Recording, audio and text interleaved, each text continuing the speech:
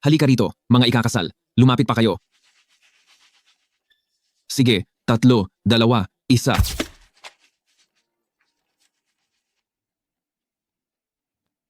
Para lang hindi maikasal sa masamang tambay sa nayon, bigla na lang nagpakasal ako sa lalaking mas matanda sa akin ng 12 taon, isang construction worker na si Uncle. Ha ha ha ha ha. Asawa ko, nandito na ako. Brother Wang, tignan nyo, maganda at bata pa siya, di ba? Ha ha ha ha ha. Paano na? Yung napag-usapan nating dowry? Heto ang 200,000 dolyar na dowry. Hahaha, salamat Brother Wang, salamat po Brother Wang. Shen Ziyi, makipagtulungan ka ng maayos? Napakayaman ni Brother Wang, isang karangalan na nagustuhan ka niya? Huwag ka nang madaldal, labas. Alis, alis, alis.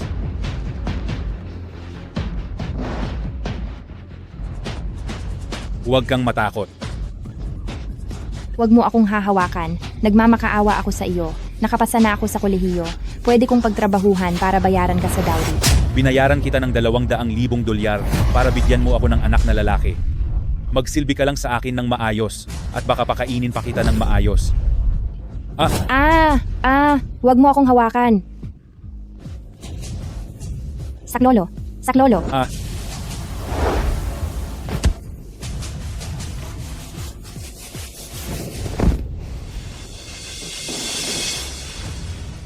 Walang hiya kang babae, bumalik ka rito. Boss, ayos ka lang po ba? Hulihin niyo ang babaeng iyan. Pagbabayarin ko siya. Hulihin niyo siya. Saklolo, tulungan niyo ako. Hindo. Tulungan niyo ako. Bilis, bilis, bilis!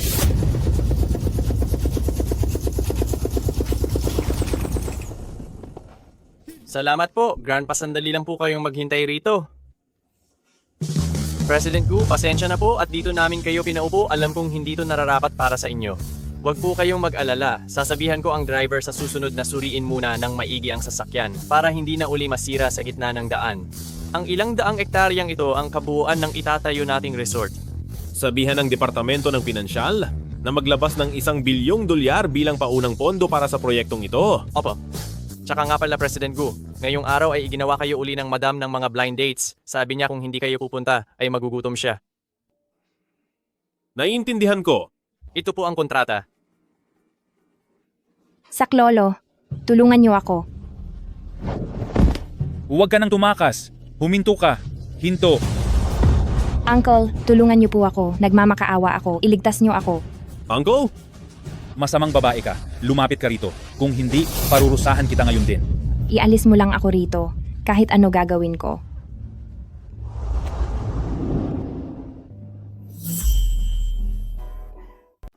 Ang dakilang presidente ng Gu Group na may kayamanan na 100 bilyong dolyar ay bigla na lang hinalikan ng isang batang babae.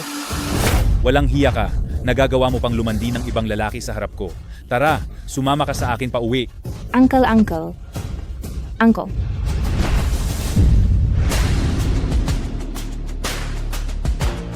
Kasama ko ito? Ang lakas ng loob mong hawakan siya? Isa ka lang namang magsasaka. Naglalaro ka pa bilang bayani sa harap ng babae. Sige, parurusahan ko kayong dalawa ngayon.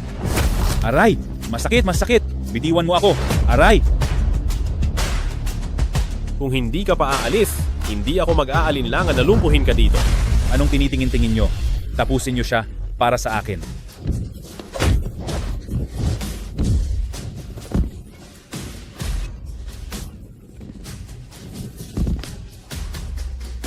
Kung gusto nyo pang mabuhay, umalis na kayo. Mga walang silbi.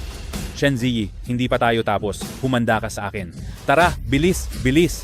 Alis na tayo.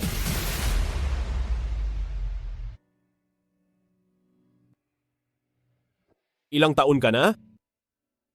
20 taon na po. Uncle, maraming salamat sa iyo. Iyong paghalik ko sa iyo kanina, wala lang talaga akong ibang pagpipilian noon. Hindi sapat ang humingi lang ng paumanhin? Magpapakasal ka sa akin. Po? Tara, uuwi na tayo. Uuwi?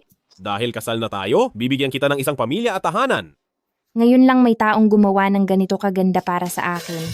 Napakabait sa akin ni Uncle. Kailangan kong suklian ang kabutihan niya. Uncle, Kahit na isa ka pang magsasaka, aalagaan kita bilang asawa, sanay po ako sa hirap. Ang batang babaeng ito, napaka-inosente at cute niya. Mukhang magiging masaya ang kasal sa kanya. Maligayang pagbabalik, Sir President Gu at Madam.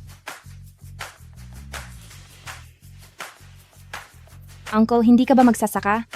Bakit ka nakatira sa ganitong kayaman na lugar? Magpapakilala lang ako. Ako ang pinakamayaman sa Jiangcheng, ang si Gu Huaichen. Ang iyong asawa. Ikaw pala ang pinakamayaman sa Jiang City? Huaishen, nasaan ang aking apo sa kasal? Ikaw nga ang aking apo sa kasal. Totoo iyon, Lola. Nagpakasal na po kami. Ay naku, ha. Apo sa kasal, napakaganda mo talaga. Habang tinitingnan kita, lalo kitang nagugustuhan. Noong pinakasalan mo ang aming Huaichen, mukhang dehado ka pa yata. Dahil itong si Huaichen, matanda na at sobrang busy pa sa trabaho. Lola, kapag ipinagpatuloy niyo pa ang ganiyang biro, baka tumakas na ang inyong apo sa kasal. Mabuti ngang matanda dahil sila ang mas marunong mag-alaga at magmahal.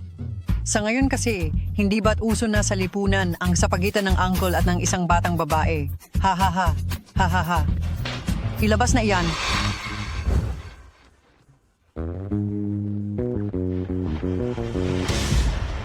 Ang mga ito ay, lahat ay pamana ng aming pamilyang Gu na nagkakahalaga ng 10 bilyong dolyar. Kunin mo ang lahat ng card na ito. Ang pulseras na ito, suot mo na rin sa akin. Para talagang kabilang ka na sa mga apo sa kasal ng pamilyang Gu. Ha.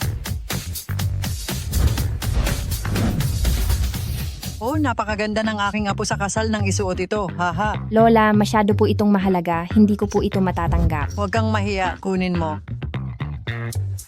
Sabi ni Lola, kunin mo, kaya tanggapin mo na.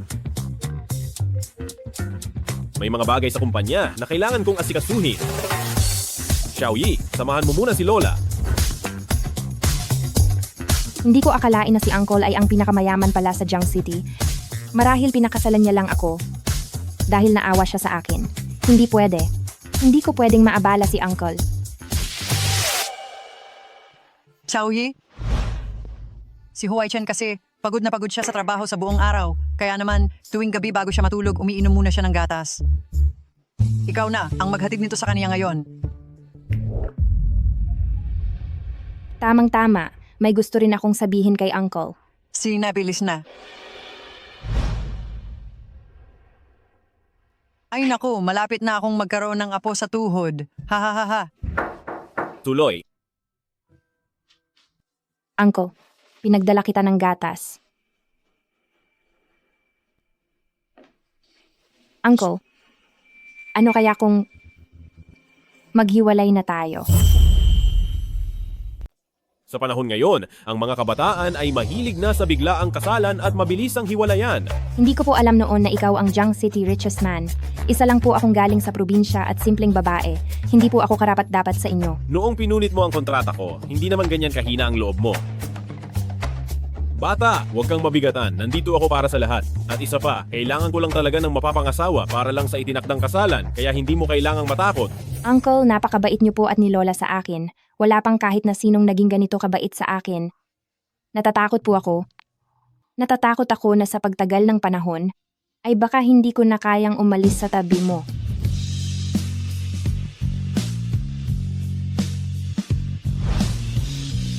Lokang bata, mabait ka ring tao, kaya naman mabait din kami sa iyo. Hindi ko akalain na magkakagusto ako sa batang ito. Lagot. Ang puso ko, ang bilis ng tibok ng puso ko. Ano, lalabas muna po ako.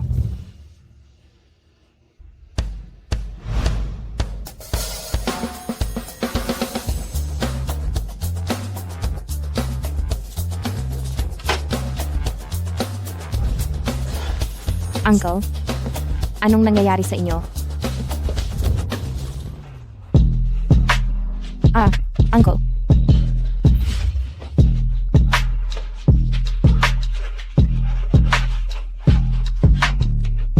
Hindi pa po ako handa.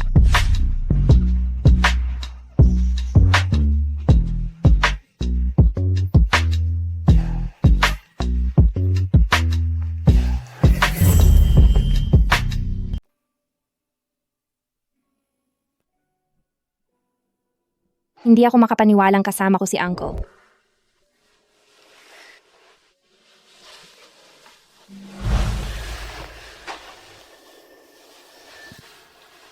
Gusto lang naman niyang mapagbigyan ang kanyang lola at baka nga isipin pa niya na ako ay isang babaeng gagawin ang lahat para lang makasal sa isang mayamang pamilya.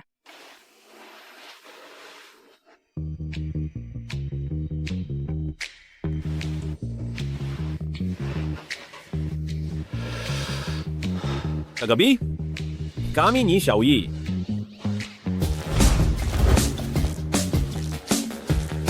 Hindi kaya? Nananaginip lang ako?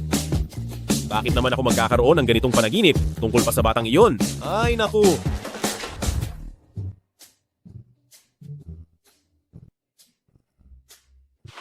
Ziye? Saan ka natulog kagabi? Sa sala po. Ikaw, anong nangyari sa iyo rito? Nakagat lang po ng lamok. Taglamig na ngayon? Paano pa magkakaroon ng lamok? Uncle, kailangan ko po munang bumalik sa school para sa scholarship awarding kasi baka po ako mahuli sa klase. Anong ikinababahala mo? Ihahatid na kita. Mukhang hindi nalaman ni Uncle ang tungkol sa nangyari kagabi. Halika. Kumain ka muna. Lakasan niyo ang loob na lokohin ako. Ang lakas ng loob niyong paglaruan ako. Walang hiya kayo para lokohin ako. Tandaan niyo, walang sino mang pwedeng tumalo sa akin. Tumakas ang babaeng iyon, nasaan na ang pera para sa kasal? Brother Wang, parang awa nyo na. Itigil nyo na ang pagpalo. Brother Wang, gagawin po namin ang lahat. Mahanap lang ang masamang batang iyon, kahit itali pa namin siya, para lang dalhin sa harap nyo. Alice, sa loob ng 3 araw, kapag hindi niyo nahanap ang babaeng iyon, ay parurusahan ko kayo ng matindi. Tayo na.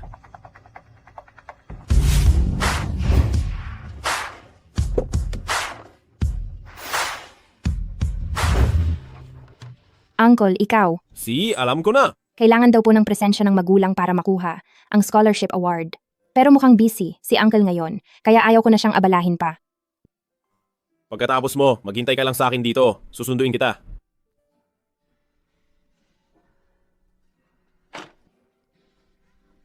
I-cancel ang schedule para sa contract signing ngayong hapon. President Gu, $100 milyong ang halaga ng kontratang iyan. Maliit na halaga lang iyan. Sa scholarship awarding niya, hindi ko pwedeng hayaan ang batang iyon na pumuntang mag-isa. Ngayon, salubungin natin ang nanalo ng natatanging scholarship na si Shen Zi at ang kanyang mga magulang para pumanhik dito sa entablado.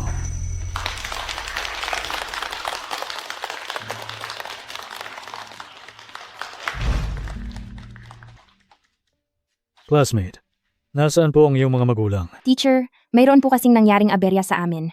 Tungkol po sa scholarship, pwede po bang ako na lang ang tumanggap nito? Classmate, hindi maliit ang halaga ng scholarship na ito. Para matiyak na may bibigay ito sa bawat nanalo, kailangang may magulang na naririto para magkumpirma. Hindi maaari, kapag nalaman ni Mama na nandito ako, tiyak na pipilitin nila akong iuwi at parurusahan. May inaasikaso ang mama ko.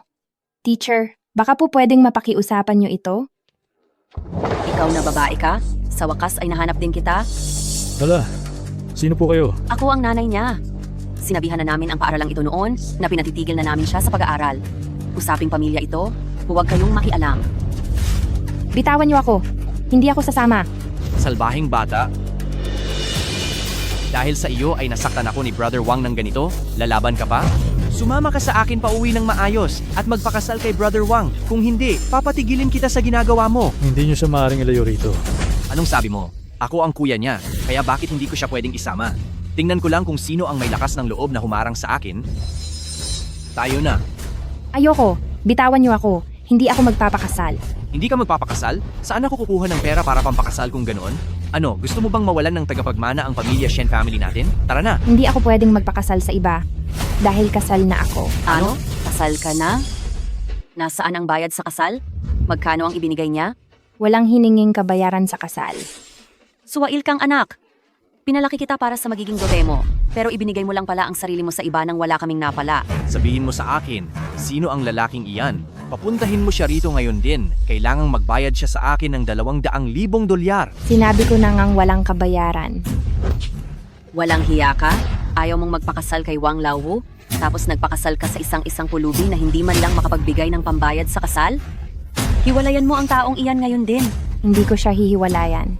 Shen Ziyi, pumalpak ka na nga sa lahat tapos hindi ka pa makikipaghiwalay? Sasabihin ko sa iyo, kapag hindi ka nakipaghiwalay ngayon, lagot ka. Paparusahan kita ng matindi. Ikaw, Tigil!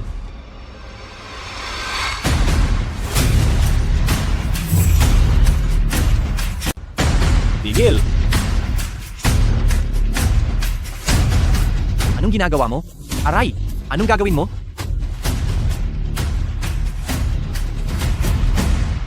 Pasensya na, nahuli ako.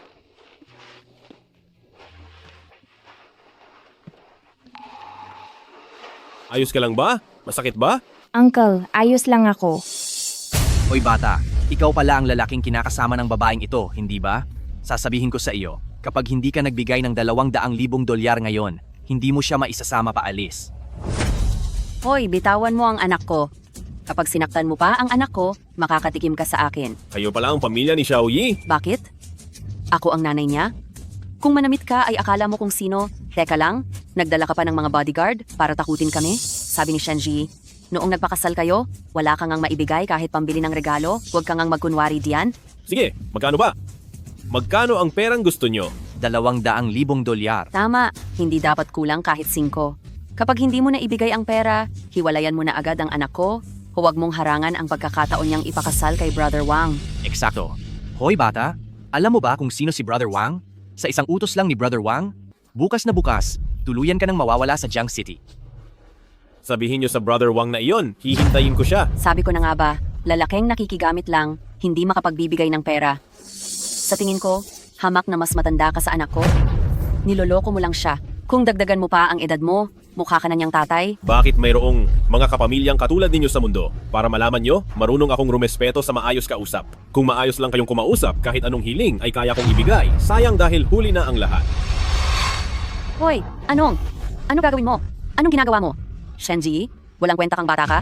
Iwalayan mo na agad ang asawa mo. Shan Ziyi, hahayaan mo lang bang ganituhin ako ng lalaking iyan? Humanda ka sa akin kapag nahuli kita, pagbabayarin kita ng husto? Huwag kang mag-alala, nandito ako. Mula ngayon, ako na ang pamilya ni Shen Ziyi. Lahat ng usapan ay sa akin idaan.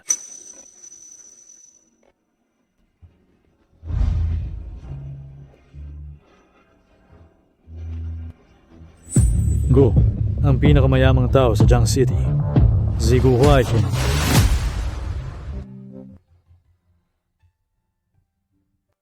Pasensya na at nahirapan ka kanina. Sa totoo lang, wala lang po iyon. Uncle, binigyan mo ako ng tahanan. At least, isang lugar na mapuprotektahan ako, napapakain at nadadamitan ako ng maayos. At nabibigyan ako ng rason para mabuhay.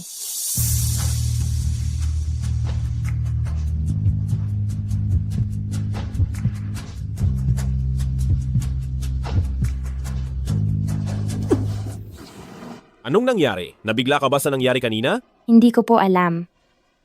Ihahatid muna kita pa uwi para makapagpahinga ka. Wala kaya akong dalang bata? Congratulations! Buntis po kayo. Si Tito, gugustuhin niya kaya ang batang ito. Apo sa kasal. Halika rito at tingnan mo. Nagluto si Lola ng paborito mong pagkain. Lola, alam niyo po ba kung nasaan si Tito? Nasa hotel siya para sa isang meeting. Apo sa kasal. Bakit? Namimiss mo na ba siya? Hindi po. Naintindihan ko. Kung namimiss mo na si Huai Chen, puntahan mo na siya agad. Si Lola na ang magpapahatid sa iyo sa driver. Sige Pumunta na. ka na. Sige po.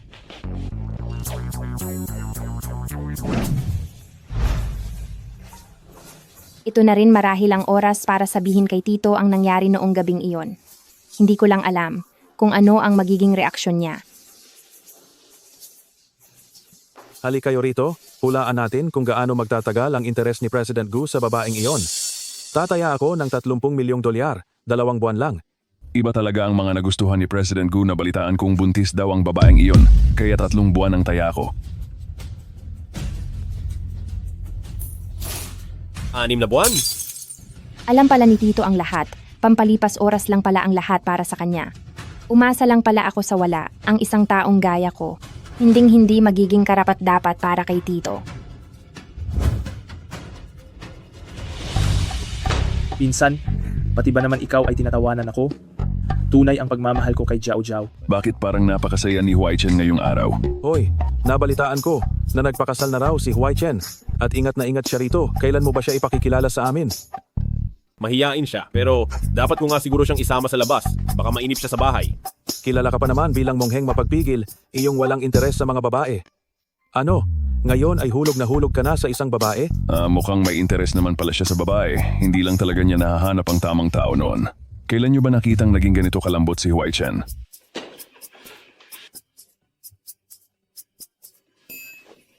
Tama na muna ito, baka naiinip na ang bata sa bahay. Mauuna na ako. Si.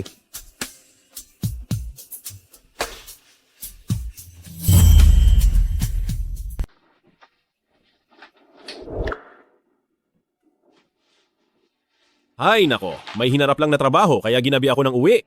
Batang babae, binilhan kita ng mga matatamis na pagkain. Mag-divorce na tayo. Batang babae? Anong nangyari? May nagawa ba akong mali? Huwag mo akong hawakan. Nagpakasal lang ako sa'yo dahil lang sa pera mo. Matagal ko nang alam na ikaw ang Jiang City na pinakamayamang si Gu Huaichen, kaya sinadya kitang lapitan. Shenzi, hindi magandang biro yan. Ngayong nakuha ko na ang lahat ng gusto ko. Kapag nakipaghiwalay ako sa iyo, makakakuha ako ng malaking halaga. Sapat para mabuhay ako ng komportable habang buhay. Bakit pa ako mananatili sa iyo?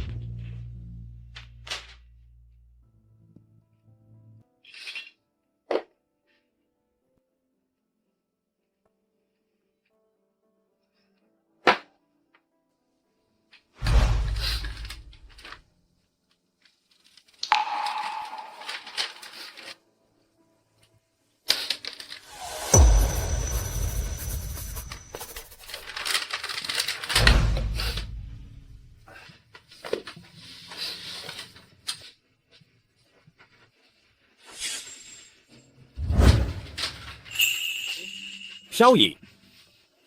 Si Xiaoyi ay may bata sa sinapupunan.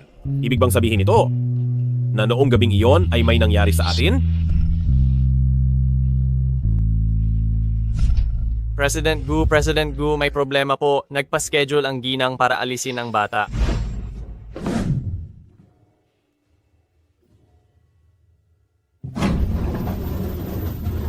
Ikaw si Shen Ziyi, di ba? Pumasok ka na para maghanda. Sisimulan na natin para mawala ang bata. Ziyi. Shanzi. Shenziyi, lumabas ka. Shenziyi, lumabas ka sabi. Sir, nagsimula na po ang operasyon. Hindi po kayo pwedeng pumasok ng basta-basta. Shanzi. Nurse, kamusta na po siya? Matagumpay po ang operasyon. Xiaoyi, masakit ba? Kasalanan ko ang lahat. Hindi ko sana hinayaan na maiwan kang mag-isa roon. Halika po, ikaw po ba ang ama ng bata? Tingnan mo ang bata. Hindi ba nawala na ang bata? Ano bang pinagsasabi mo? Ang ginawa po namin ay cesarean section. Nurse, may pasyente po ba kayo rito na nagngangalang Shen Ziyi? Shenji? Siya ba ang tinutukoy mo? Noong schedule na niya para sa operasyon, bigla siyang umalis ng nagmamadali. Xiaoyi, nasaan ka na ba talaga?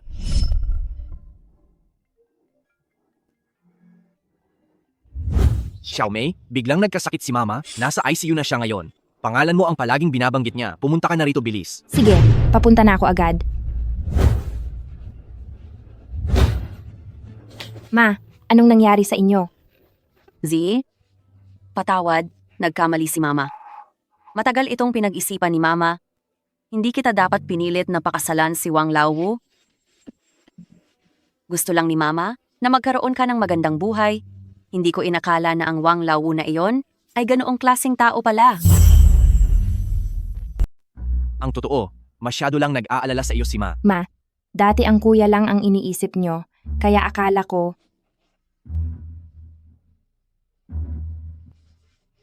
Z? Yung mga nangyari noon, pagkakamali ni Mayon, magiging mabuti na ang pakikitungo ni Ma sa iyo simula ngayon. Mapapatawad mo ba si Ma, please? Oo nga, Ading. Patawarin mo na kami. Sana ay mapatawad mo kami, ha? Luluhod pa ako sa harap mo? Ma, hindi ako galit sa inyo.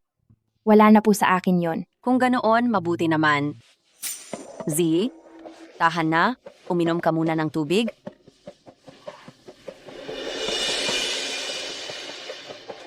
Ma, magpahinga po kayo ng mabuti. Huwag niyo po akong alalahanin. Maayos naman ang lahat sa akin ngayon. Malapit na nating makuha ang dote, kaya syempre hindi na ako mag-aalala. Kayo, nilagyan niyo ba ng gamot ang tubig ko? Ang ibig sabihin ni Ma, Ading, sa pagkakataong ito ay hindi ka na makakaligtas sa mga kamay ni Wang Lawu, ha ha ha. Bata ka, huwag mong isipin na porket tumakas ka, hindi ka na namin mahahanap. Sasabihin ko sa iyo, hinding-hindi ka makakaalis sa amin. Isinilang kita para lang pagkakitaan sa dote. Ma, dinala niyo ako sa inyong sinapupunan ng 9 na buwan at naghirap kayo para ipanganak ako para lang pala gawin akong paraan para magkapera? Shenzi, huwag ka masyadong mapagmataas. Anong paraan ka dyan? Paano naman kami? Nag-alaga kami ng aso para may bantay sa bahay. Pero ikaw, ni hindi kami makakuha ng dote, siguro kung saang lansangan ka na napunta para paglaruan. Bilisan mo, huwag ka nang daldal. Itong batang ito na walang may gusto, alisin ang bata ngayon din. Tara. Hindi niyo maalis ang anak ko. Anak ko ito. Walang hiya ka, itinuturing mo pa ring mahalaga ang batang yan sa sinapupunan mo? Wala lang kabuluhan yan. Kung matapang ka, tumawag ka, papuntahin mo rito ang lalaki mo para iligtas ka. Wala namang may gusto sa iyo, bakit nagpapanggap ka pa ring malinis na senyorita? Uncle, ayaw na sa akin ni Uncle. Pero ang bata. Shenzi, kung ayaw mong mawala ang bata, sige, tawagan mo ngayon din ang lalaking iyon at humingi ka ng $200,000 na dote dahil kung hindi, kahit maparusahan ka namin ngayon, hindi namin ititira ang batang ito.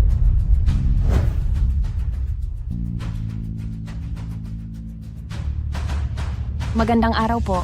Ang tinatawagan ninyong subscriber ay hindi maabot sa ngayon. Maaaring tumawag muli mamaya. Sorry, the subscriber you dialed cannot be connected. Nakikita mo ba? Sinasabi ko na nga ba, walang magkakagusto sa iyo? Sa tingin mo ba ay lolokohin ka ng nanay mo? Halika, aalisin na natin ang bata na ito sa tiyan mo ngayon din.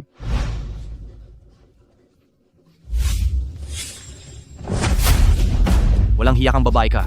Napakalakas mo pa talaga, no? At nangangahas ka pang tumakas. Sa tingin ko, hindi na natin kailangan pang pumunta para maaksidente ang bata. Sayang lang ang pera. Ngayon ay lulumpuhin kita hanggang sa mawala ang bata sa iyo. Sandali. Anong ginagawa nyo? Narito na pala ang babaeng ito.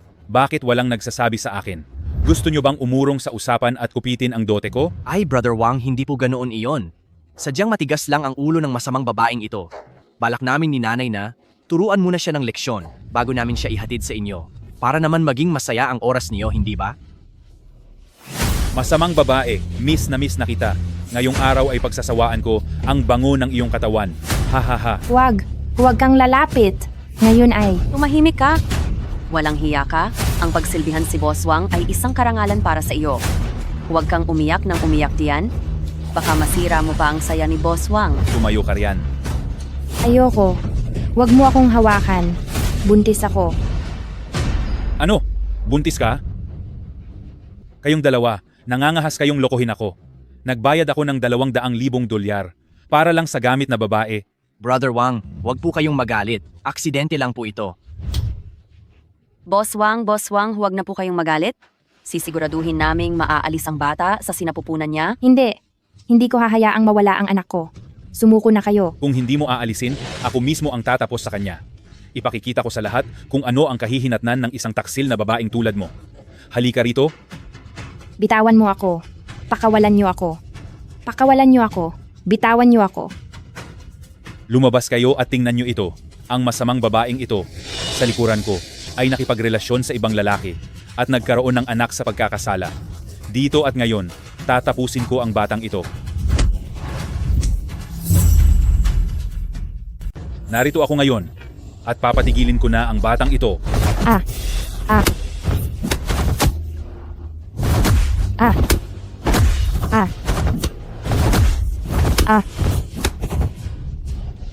Walang hiyang babae ka.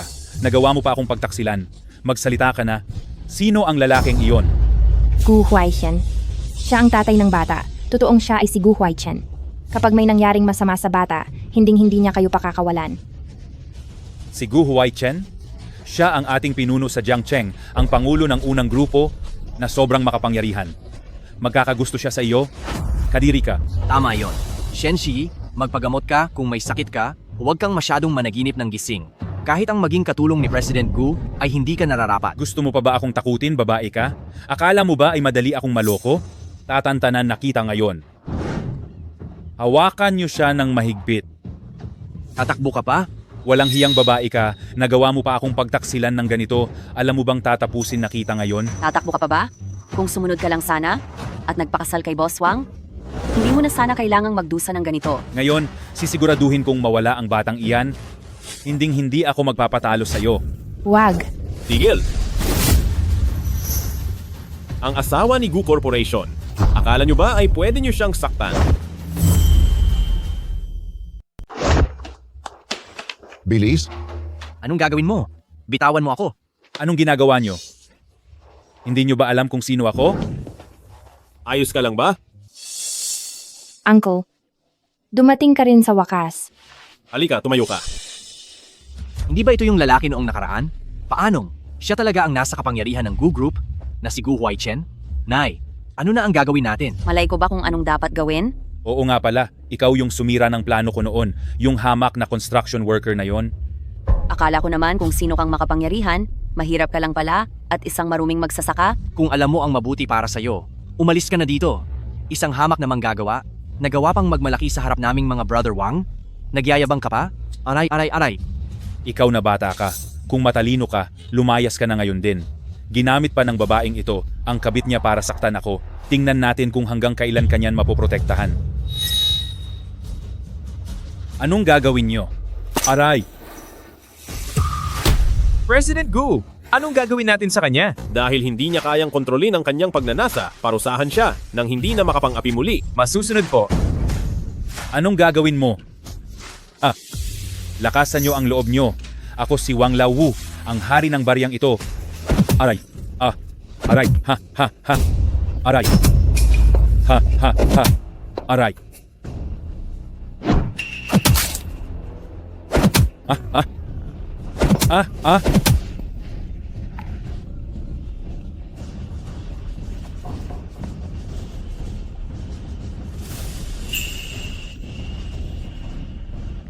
Yari na? Posible kayang siya talaga ang presidente ng Gu Group?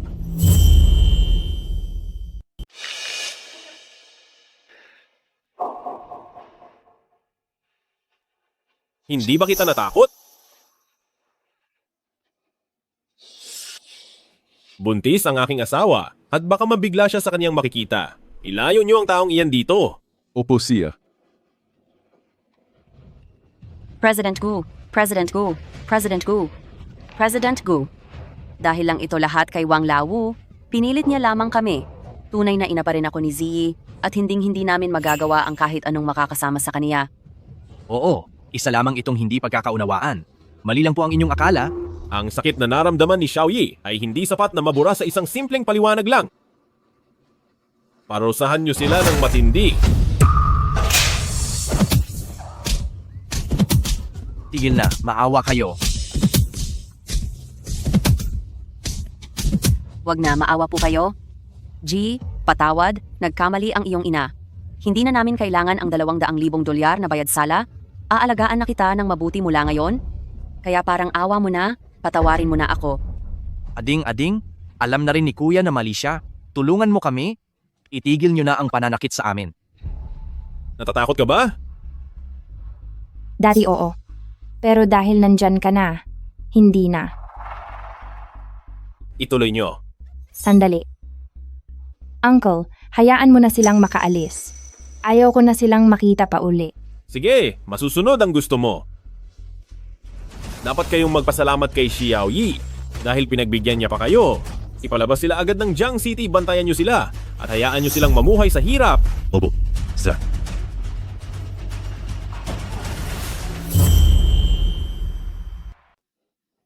Uncle, salamat. Ang buti na lang at nandyan ka. Anong nangyari? Ang tiyan ko, masakit po. Huwag kang matakot, dadalhin kita sa doktor. Doktor, Doktor,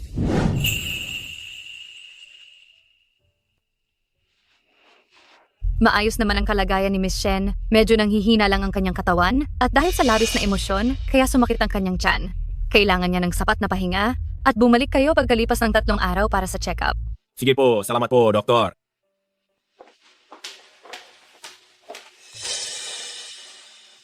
Tungkol sa pagbubuntis, Uncle, alam kong ayaw mo sa batang ito. Huwag kang mag-alala, hindi ako manggugulo sa iyo. Paglabas ko ng ospital ay aalis na ako sa Jiang City. Napirmahan ko na rin ang divorce papers. bakit? Inisip mo bang hindi ko gusto ang batang ito? Yung mga sinabi mo sa VIP room, narinig ko ang lahat. Mula ba sa simula, ginawa mo lang ba akong pampalipas oras? Sa VIP room?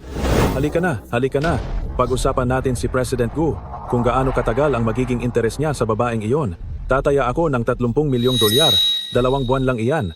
Iba talaga pumili si President Gu, balita ko. Ay buntis daw ang babaeng iyon. 3 buwan ang taya ko. 6 na buwan.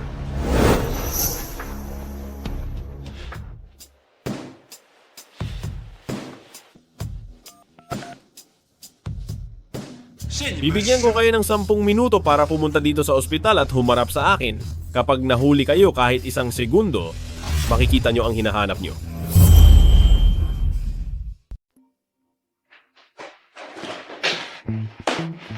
Magandang araw po sa inyo. Ipaliwanag nyo nga kay sister-in-law kung ano talaga ang nangyari sa kwarto noong araw na iyon. Maling-mali ang naging akala niya sa akin. Nako, sister-in-law, malaking pagkakamali nga po iyon. Ang pinag-uusapan po ni President Gu noon ay si Little President Gu, yung pinsan niyang si Guyan. Opo, tama iyon. Ang lalaking iyon, ang daming kasamang babae, palaging nagpapalit na parang nagpapalit lang ng damit. Nagtataya lang kami at nagbibiruan noon kung ang mga babaeng nakapaligid sa kanya ay magtatagal ba sa piling ni Guyan. Kaya po, wala po talaga itong kinalaman sa inyo, sir. Tama po, sister-in-law. Hindi nyo lang alam. Noong nalaman ni pinsan na baka alisin ang bata, sobrang nagpanik siya at hindi malaman ang gagawin at mabilis pa sa 4:00 na tumakbo palayo. Hahaha, ngayon ko lang nakitang magkaganito si pinsan sa isang tao. Dati, napaka-elegante niyang tao. Ayaw na ayaw niyang may kahit isang lukot sa damit niya. Sister-in-law, maging mapagpakumbaba po sana kayo sa aming pagkakamali. Patawarin niyo na po sana kami dahil kapag hindi niyo kami pinatawad, siya, ititigil niya ang lahat ng pondo para sa aming kumpanya. Uncle, ganoon ka ba talaga katapang? Pagbalik natin, pagbabayarin ko kayong lahat. Xiaoyi, kasalanan ko dahil hindi kita naprotektahan ng maayos at hinayaan kitang masaktan ng ganito. Pagkakamali ko ang lahat, handa akong tanggapin ang anumang parusa mula sa iyo.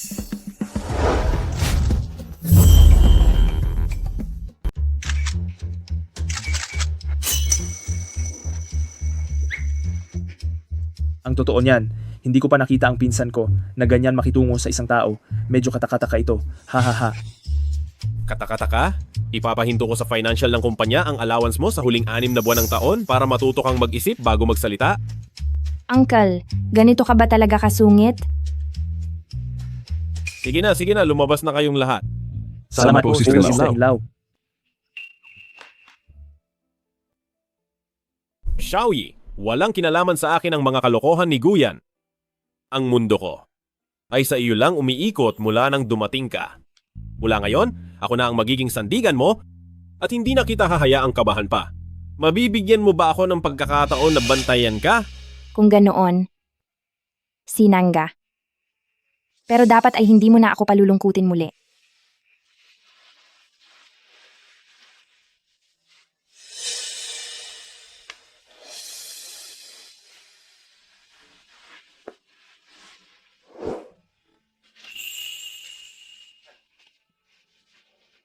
Ay naku, hahaha. Ang apo ko sa tuhod. Dahan-dahan lang, halika na. Upo ka muna rito. Huwag kang malikot. Ako na.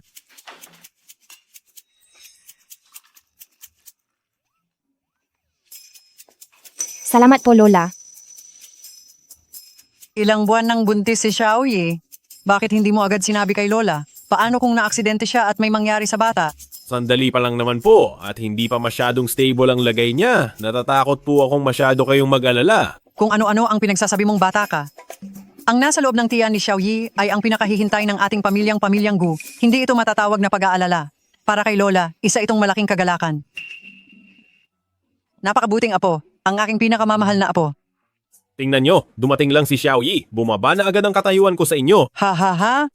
Ate Zhang, bilis-bilis, kunin mo ang kahon ko rito. Lola, talagang napaka-atrasado nyo pa rin po. Kapag ang tungkol na sa iyong apo at sa magiging apo mo sa tuhod, hindi nyo na maitago ang saya. Bilis. Sa halip na asarin mo si Lola, mabuti pang mag-aral ka na kung paano mag-alaga ng buntis para hindi ka matuliro sa hinaharap. Itong kayamanang ito ay nakuha ni Lola noon pang kabataan ko. Matagal ko itong itinabi, hinihintay ang tamang oras para ibigay bilang regalo sa aking apo. Ngayon tamang-tama ito para sa aking pinakamamahal na apo sa tuhod bilang gabay sa kanyang kaligtasan. Simula ngayon, huwag mo itong huhubarin. Lola, masyado po itong mahalaga. Kunin mo, kung hindi mo ito tatanggapin, magagalit si Lola. Ang long life lock na ito ay may nakaukit na mahaba at masaganang buhay para manatiling payapa ang buhay ng aking apo sa tuhod. Heto, kunin mo. Lola, Kunin mo na, huwag kang mahiya. Para sa'yo talaga ito, deserve mo iyan. Huwag ka lang tumayo riyan ng tulala, bilisan mo at matuto ka kay Ate Zhang kung paano humawak ng bata. Pagdating ng panahon, dapat ay hindi mo masaktan ang apo ko sa tuhod. Ay, paano ba ang paghawak mo sa bata? Ganyan ba talaga dapat ang pagbuhat mo? Noong buhatin ka ng tatay mo noon, di hamak na mas magaling siya sa iyo. Dapat ay turuan kanya ng maayos. ngayon ko lang nakita si Sir na nagkakaganyan. Hoy, batang pasaway. Dahil buntis si Xiaoyi, hindi ka pwedeng tatambay lang. Mag-aral ka na tungkol sa pag-aalaga ng bata. Pagkapanganak sa baby, ikaw na ang bahalang mag-alaga sa kaniya. Ang Xiaoyi naman natin ay magfo-focus na lang sa pagpapaganda. Mahirap ang magbuntis at manganak si Xiaoyi, kaya ako na talaga ang bahala sa bata. President Gu, tuturuan ko po muna kayo kung paano magpalit ng lampin ng bata. Siya po? Doktor, ito po ang ultrasound report. Kumusta po ang lagay ng bata? Mahalaga ang emosyon ng buntis. Huwag mo siyang hayaang ma-stress. Dapat balanse ang kaniyang kinakain at siguraduhing matandaan ang schedule ng check-up. Opo. Dito muna kayo, hintayin niyo muna ang medical report. Si po. Uminom ka muna ng tubig. Gusto ko munang lumabas para magpahangin. Sige, pero huwag kang lalayo. Pupuntahan kita agad kapag nakuha ko na ang report.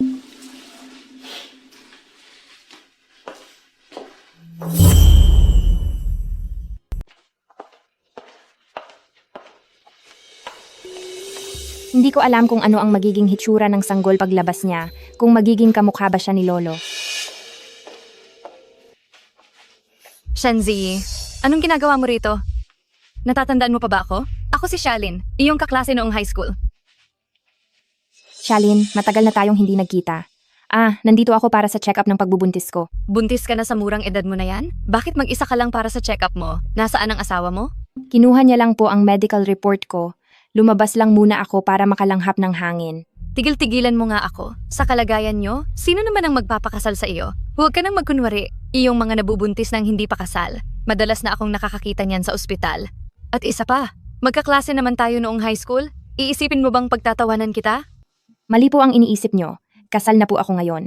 At napakabuti sa akin ng asawa ko.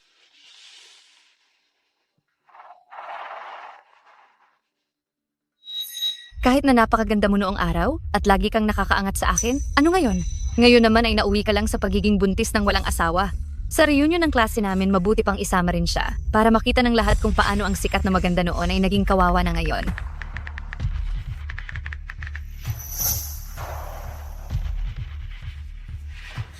Nagbibiro lang naman ako. Siya nga pala, mayroong reunion bukas para sa mga kaklase noong high school. Pumunta ka na rin doon sa oras na iyon. Wala po akong oras, kaya hindi na po ako pupunta. Sus, sige na. Pumunta ka na. Nasabi ko na sa kanilang lahat na pupunta ka. Kapag hindi ka nagpakita, hindi ba't parang pinapahiya mo akong yan? Talaga pong wala akong oras, kaya hindi na po talaga ako makakapunta. Sige na, pumunta ka na. Yung advisor natin noong high school ay napakabait sa'yo. Kapag hindi ka dumating, siguradong malulungkot iyon. So usapan na natin iyan Kailangan ko pang tumingin ng pasyente. Mauuna na muna ako.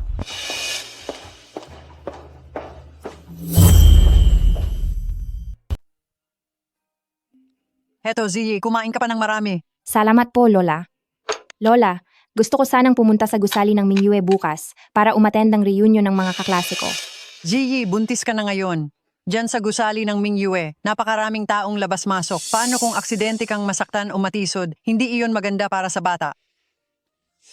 Gawin natin ito. Maglalabas ako ng pera, ipapareserve ko ang buong gusali ng Mingyue para sa iyo at pasamahin si Huai Chen sa iyo. Sa ganitong paraan, magiging siguradong ligtas ang lahat. Lola, alam ko pong mabuti ang intensyon nyo, pero masyado na pong abala ang gagawin nyo. Isa lang naman itong simpleng reunion ng mga kaklase ko. Gusto ko lang na parang normal na makipagkita sa kanila at makipagkuwentuhan. Sasama ako sa iyo. Aayusin ko ang schedule ko para bukas. Naku boss, ayaw ko pong makaabala sa trabaho mo dahil lang sa maliit na bagay. Hindi ba mayroong kang 2 bilyong dolyar na contract signing para bukas? Alam ko pong nag-aalala kayo sa akin. Huwag po kayong mag-alala, babalik agad ako kapag tapos na ang lahat. Aalagaan ko po ang sarili ko, kaya magtiwala lang po kayo. Babalik din ako agad pagkatapos nito. Aalagaan ko po ang sarili ko, kaya huwag na po kayong mag-alala.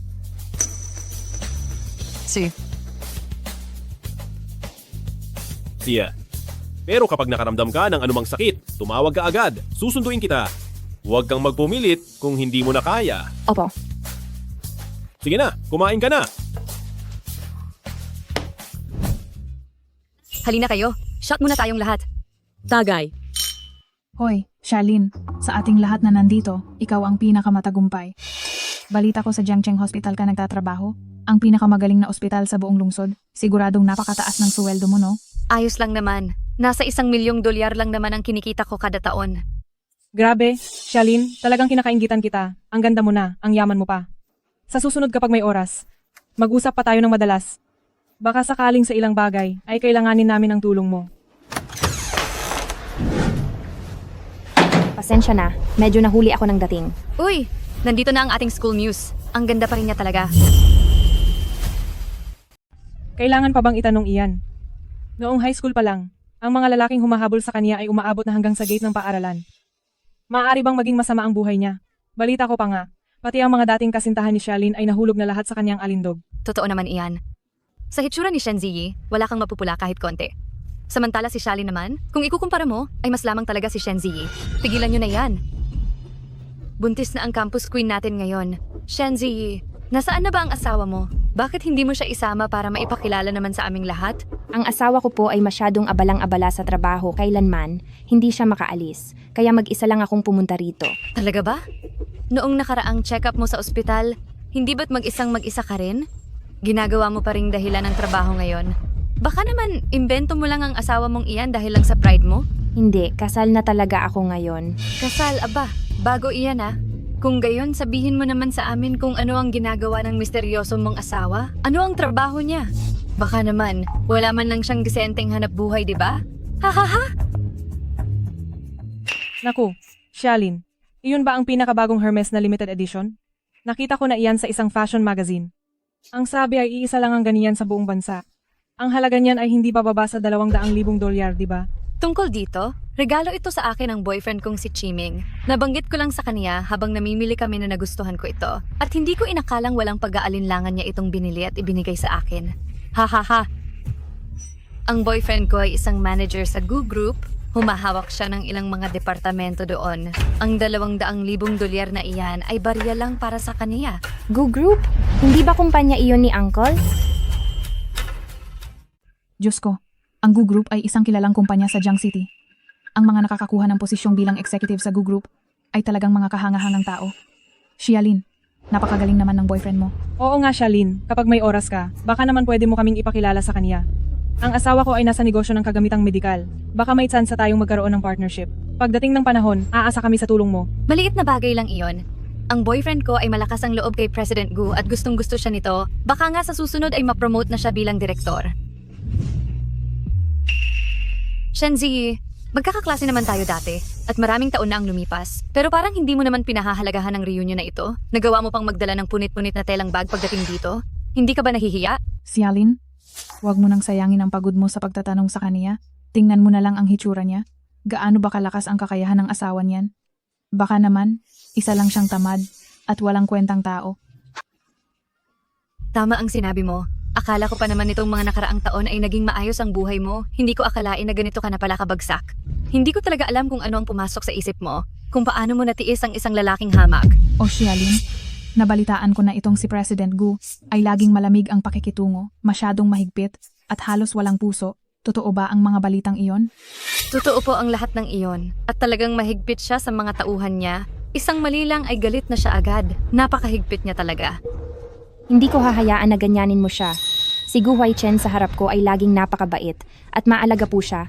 Kabaliktaran ng sinasabi niyo ang totoong ugali niya. Sinasabi mo na galing ka sa probinsya at wala kang alam? Baka kahit ang mukha ni President Gu ay hindi mo pa nakikita. Paano mo malalaman kung anong klase siyang tao? Tigilan mo na ang pag-iimbento ng kwento. Huwag mo nang ipahiya ang sarili mo. Dahil ang presidente ng Gu Group na si Gu Huaichen ay ang asawa ko. Sinasabi mo na si Gu Huaichen ay asawa mo? Shen Ziyi, parang may kung anong nangyari sa'yo? Nasisiraan ka na ba ng bait? Nawawala ka na ba sa sarili? Para magsabi ng ganyang kalokohan dito? Tingnan mo muna ang kalagayan mo. Pinapangarap mo pang kumapit sa Jiang City pinakamayamang si President Gu. Ang taas masyado ng pangarap mo. Nakakatawa ka talaga. Isa lang iyang ilusyon. Xialin, tingin ko ay naiinggit lang siya dahil ang boyfriend mo ay nagtatrabaho sa Gu Group. Puno lang siya ng inggit sa katawan. Bahala kayo kung maniniwala kayo o hindi. Pero hindi ko hahayaan na siraan niyo ang asawa ko. Madumi ang mga puso ninyo, kaya madumi rin ang tingin niyo sa lahat. Kumusta ka, bata? Nag-enjoy ka ba? May nang-aapi ba sa iyo? Tito, ako po. Oh, tumatawag na ba ang asawa mo? Hindi ba sabi mo ay si Gu Huaichen ang asawa mo? Kung talagang totoo iyan, palarbasin mo ang asawa mo para naman makilala namin siya. Oo nga, tama. Anong ginagawa mo? Ikaw ba ang asawa ni Shen Ziyi? Nandito kami sa isang party. Masama ang pakiramdam ni Shen Ziyi ngayon. Pumunta ka rito at sunduin mo na siya. Gusto kong makita kung anong klaseng talunan niyang asawa mo. Hindi siya inutil. Huwag mong isipin na hindi ko alam. Para sa pera, ipakakasal ka na sana ng nanay mo sa isang matandang hukluban. Ang tungkol sa bagay na ito, kumalat na sa buong universidad noon pa. At nagagawa mo pang magyabang at sabihing asawa ka ng CEO? Napakawalang hiya mo talaga. Naku, Shen Ziyi, ipakakasal ka na sa matanda, pero nangangarap ka pa ring biglang yaman at maging asawa ng CEO. Ay naku, nakakatawa ka talaga. Ha ha ha ha. Anong ginagawa mo? Gusto mong umalis? Bakit? Takot ka ba na makita namin kung gaano kapulubi ang asawa mo at pagtawanan ka namin? Xialin, huwag mo akong masyadong apihin. Sinasabi ko lang ang totoo. Hindi ba't ang asawa mo ay matandang hukluban lang mula sa probinsya? Sinasabi ko sa iyo, isang sikat na restaurant ang gusali ng Mingyue. Iyong matanda mo, baka nakatricycle lang iyon at hindi man lang siya papapasukin dito. Ha ha ha ha. Tama ka riyan. Ang lugar na gaya nito ay hindi lang para sa kung sino-sinong mga hamak na tao. Xialin, hindi matanda ang asawa ko. Siya ang CEO ng Gu Group Tabi. Lakas ng loob mong itulak ako. Ngayong araw na ito ay talagang bibigyan kita ng leksyon. Tigil.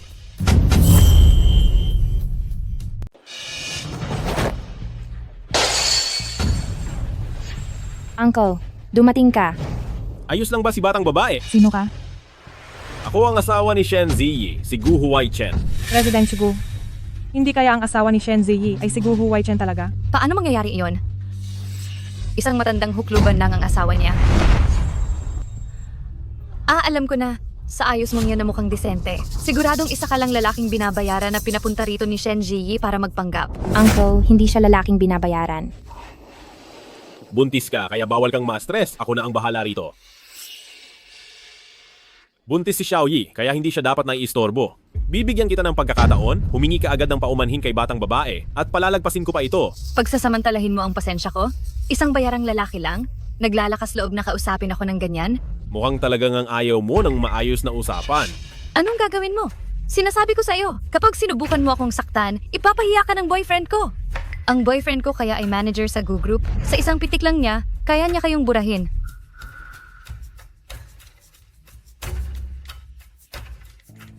Nagpadala na ako ng mensahe sa boyfriend ko, hintayin niyo lang siya. Dahil binangga niyo ako, sisiguraduhin ng boyfriend ko na sa buong Jiang City ay wala na kayong paglalagyan. Sige, hihintayin ko siya rito. Isa ka lang na lalaking umaasa sa hitsura. Anong pinupustura mo rito? Talaga bang inaakala mong ikaw si President Gu? Humarap ka nga muna sa salamin at tignan ang sarili mo. Wala kang muwang sa mundo. Ngayong araw ay talaga namang parurusahan ko kayong dalawa para malaman niyo ang mangyayari kapag binangga niyo ako. Sino ang walang hiyang nang aapi sa girlfriend ko? Chimeng? Silang dalawa na walang muwang na mga nilalang ang umaapi sa akin. Sinabi pa ng lalaking ito na wala kang silbi, na doon sa Goo Group ay wala kang kwenta. Kailangan mong gumanti para sa akin. Turuan mo sila ng leksyon. Huwag kang mag-alala, baby. Ako na ang bahala sa kanila. Gu, President Gu? Paano pong naging kayo? Chiming, anong sinasabi mo? Isa lang siyang lalaking pabuhat at umaasa sa mukha, isang hamak na trabahador. Paano siya magiging si President Gu? Mukhang dito sa loob ng Goo Group ay kailangang maglinis ng maigi kung sino-sino na lang ang gumagamit sa pangalan ng grupo para maghasik ng kaguluhan. Tumahimik ka. Napakagago mo. Isa siyang CEO ng kumpanya at siya ang may hawak ng ekonomiya ng buong lungsod. Sa isang salita lang niya ay hindi na tayo makakapagtatrabaho rito. Gusto mo ba akong ipahamak? Nabalitaan ko na isa kang mahalagang tao sa Goo Corporation. President Gu, isang malaking pagkakamali lang po ito. Nagkakamali po kayo. Lahat po ito ay gawa-gawa lang ng babaeng ito.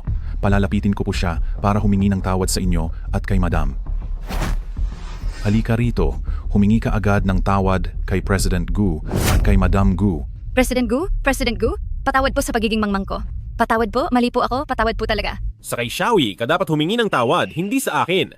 Ang babae ni Gu Huaichen, sa tingin mo ba ay basta-basta mo lang pwedeng apihin? Walang hiya ka? Humingi ka ng tawad kay Madam. Z, nawala lang po ako sa sarili ko, mali po ang nasabi ko. Nagsusumamo po ako, alang-alang sa pagkakaibigan natin bilang kaklase noon. Pakiusapan mo naman po si President Gu. Napatawarin na ako sa pagkakataong ito. Talagang alam ko na po ang pagkakamali ko. Simula ngayon, pagsisilbihan kita sa kahit anong paraan. Okay ba? Shalin, hindi ko kailanman ninais na makipagkumpetensya sa iyo at wala rin akong balak na sadyang saktan ka. Pero paulit-ulit mo nang sinasaktan ang pamilya ko pati na rin ako. Masyado na itong sobra. Madam, isa lang po itong malaking pagkakamali. Nagmamakaawa po ako sa inyo. Parang awan nyo na. Pakawalan nyo na po kami.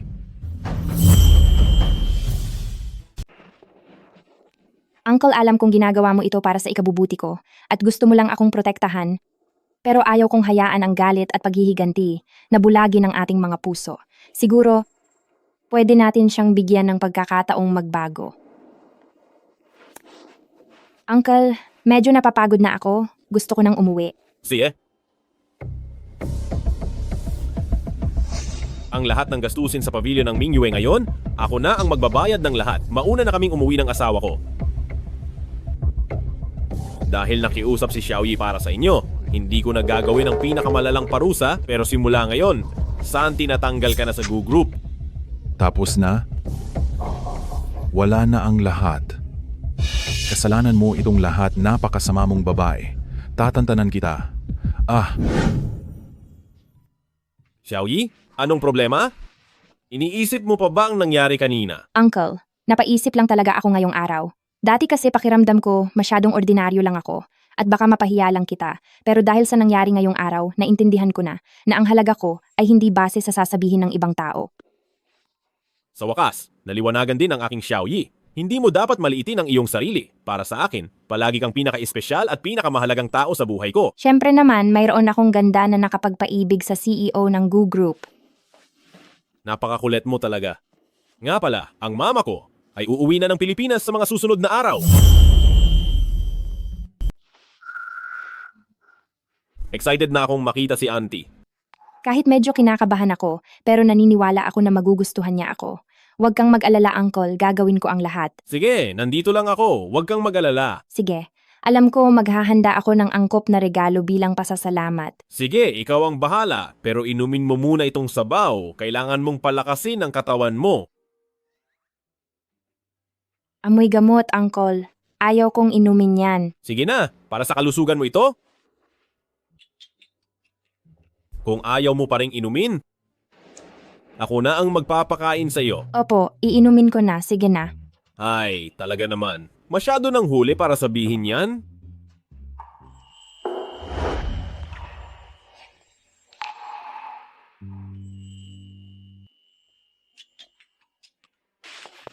Hindi pwede, Uncle. Paano na ang baby sa tiyan ko? Anong iniisip mo? Baliw ka talaga? Ubusin mo to, tapos matulog ka na ng maayos. Ikaw ba ang asawa ni Wai Chen? Opo, tama. Ako si Shen Zi, ang asawa ni Huai Chen. Ibig bang sabihin, siya ang mama ni Uncle? Ang lakas ng dating niya, parang nakakatakot siya. Mama, Huwag mo akong tawaging nanay. Tumingin ka muna sa salamin at tignan ang antas mo. Isa kang babaeng galing sa baba at isang ordinaryong dukha. Ang lakas ng loob mong maghangad na umangat sa buhay at pumasok sa pinto ng pamilyang Gu. Para ka lang nananaginip ng gising. Madam Chin, naiintindihan ko po na maaaring hindi niyo gusto ang aking katayuan, pero tunay ang pagmamahalan namin ni Huai Chen. Ang kasal ay hindi lang isang transaksyong base sa antas ng buhay. Rinerespeto ko po kayo bilang nakatatanda, kaya sana ay respetuhin niyo rin po ako. Tunay na pagmamahalan? Sa tingin ko, ang hinahangad mo lang ay ang yaman at kapangyarihan ng pamilyang Gu. Nabalitaan ko, buntis ka raw? Opo, buntis po ako. Huwag mong isiping dahil lang buntis ka, ay makakaapak ka na ng matatag dito sa pamilyang Gu. Para sa akin, kasangkapan ka lang para sa panganganak. Binubuhay ka lang ng pamilya namin dahil lamang sa bata, dapat alam mo kung saan ka lulugar. Magsisikap po akong maging mabuting asawa at mabuting ina. Magsisikap din po ako upang maging karapat-dapat bilang manugang sa pamilyang Gu. Bata ka pa pero ang dulas na ng dila mo ha. Hindi ko po inaasahang tatanggapin niyo ako agad, pero sana ay bigyan niyo po ako ng pagkakataon upang mapatunayan ang aking sarili. Sige, dahil buntis ka, simula ngayong araw, ang iyong agahan, tanghalian at hapunan ay dapat sumunod sa mga utos ko. At saka, bawal ang tanghali na kung gumising sa umaga dapat mong sundin ang mga batas ng pamilyang Gu. Ito ang hiningi kong pampaswerte. Sabi nila, ang itlog ng gansa na hinaluan ng uod ng silid kapag kinain ng sabay ay nakatutulong na mapalakas ang tsansang lalaki ang maging anak. Hindi ba gusto mong patunayan ang sarili mo? Inumin mo iyan at bigyan ang pamilyang Gu ng isang anak na lalaki. Madam Qin, naiintindihan ko po ang kagustuhan niyo para sa inyong apo. Pero, iyong mga gamot na iyan na walang basehan sa siyensya, talagang hindi ko po iyan matatanggap. Susunod po ako sa payo ng doktor. Aalagaan ko ang bata sa tamang paraan para masiguradong magiging malusog ang baby. Naglalakas loob ka bang suwayin ang utos ko? Huwag mong isiping porket buntis ka, ay magagawa mo na ang lahat ng gusto mo. Sinasabi ko sa iyo, dito sa pamilyang Gu, ako ang masusunod. Iyong mga pa-epek mo, maaring umepekto kay Huai Chen, pero hindi sa akin. Kung ayaw mong inumin, huwag mo akong sisihin kapag pinilit naming ibuka ang bibig mo at isinalaksak ito sa iyo.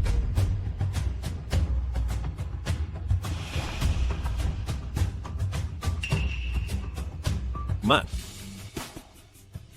anong ginagawa nyo? Uncle, Loko ka talaga. Kung ayaw mong inumin, huwag mong pilitin ang sarili mo. Huai Chen, ano bang ginagawa mo? Gamot ito para magkaanak ng lalaki, sasayangin mo lang ba? Ma, kayo naman po, ano ang ginagawa nyo? Asawa ko si Xiaoyi, siya ang pinakamamahal ko sa buhay. At siya ang ina ng anak ko. Hindi ko hahayaang may umapi sa kanya ng ganito, kahit pa ikaw iyan. Alam mo ba na ang mga tiyuhin mo ay nakatingin lang sa posisyon mo? Kapag walang anak na lalaki, ang buong pamilyang Gu, ay baka mapunta lang sa mga taong gahaman na iyon.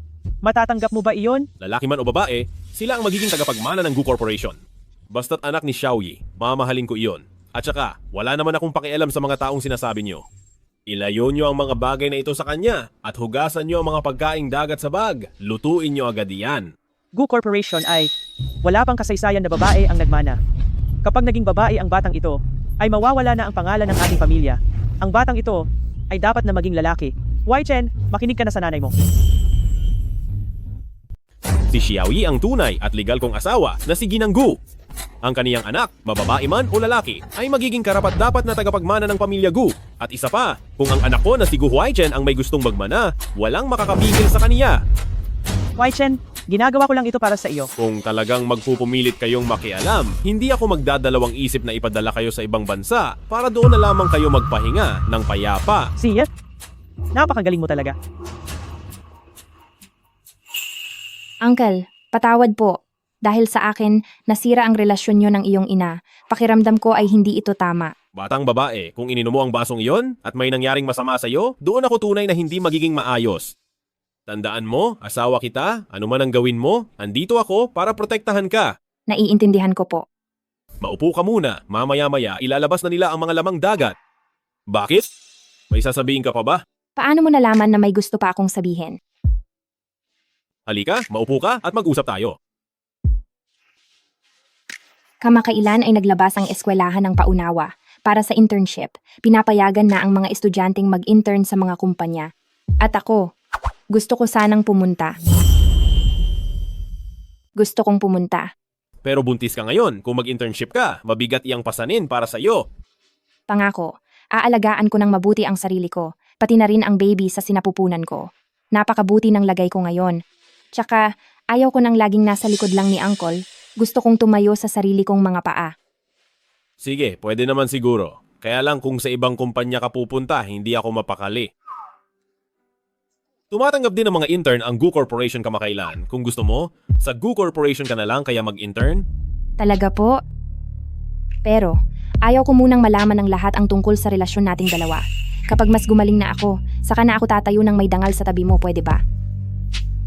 Sige, susunod ako sa gusto mo.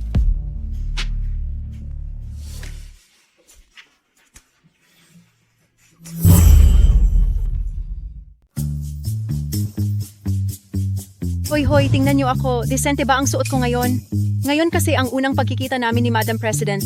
Kailangan kong magbigay ng magandang impression sa kanya. Si Madam President po, siguradong hahangaan kayo niyan ng husto.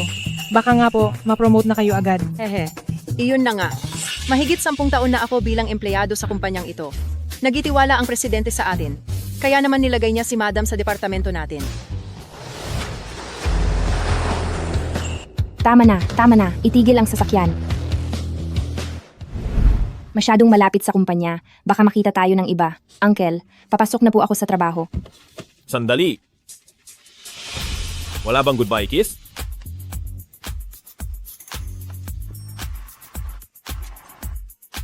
Sige na po, may late na ako kung hindi pa ako bababa.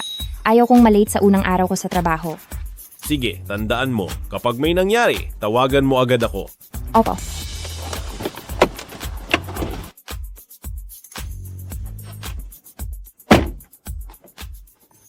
Special Assistant Zhao, naisayos mo na ba ang lahat? Huwag po kayong mag-alala, President Gu. Naibigay ko na ang mga bilin. Aalagaan ng mabuti ng lahat si Madam. Hinding-hindi nila hahayaan na mapahiya o mahirapan si Madam. Tayo na.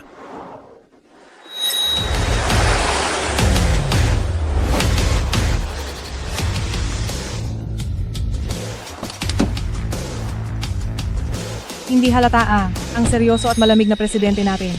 Mahilig pala sa magagandang klase. Mukhang ordinaryong lalaki rin pala siya.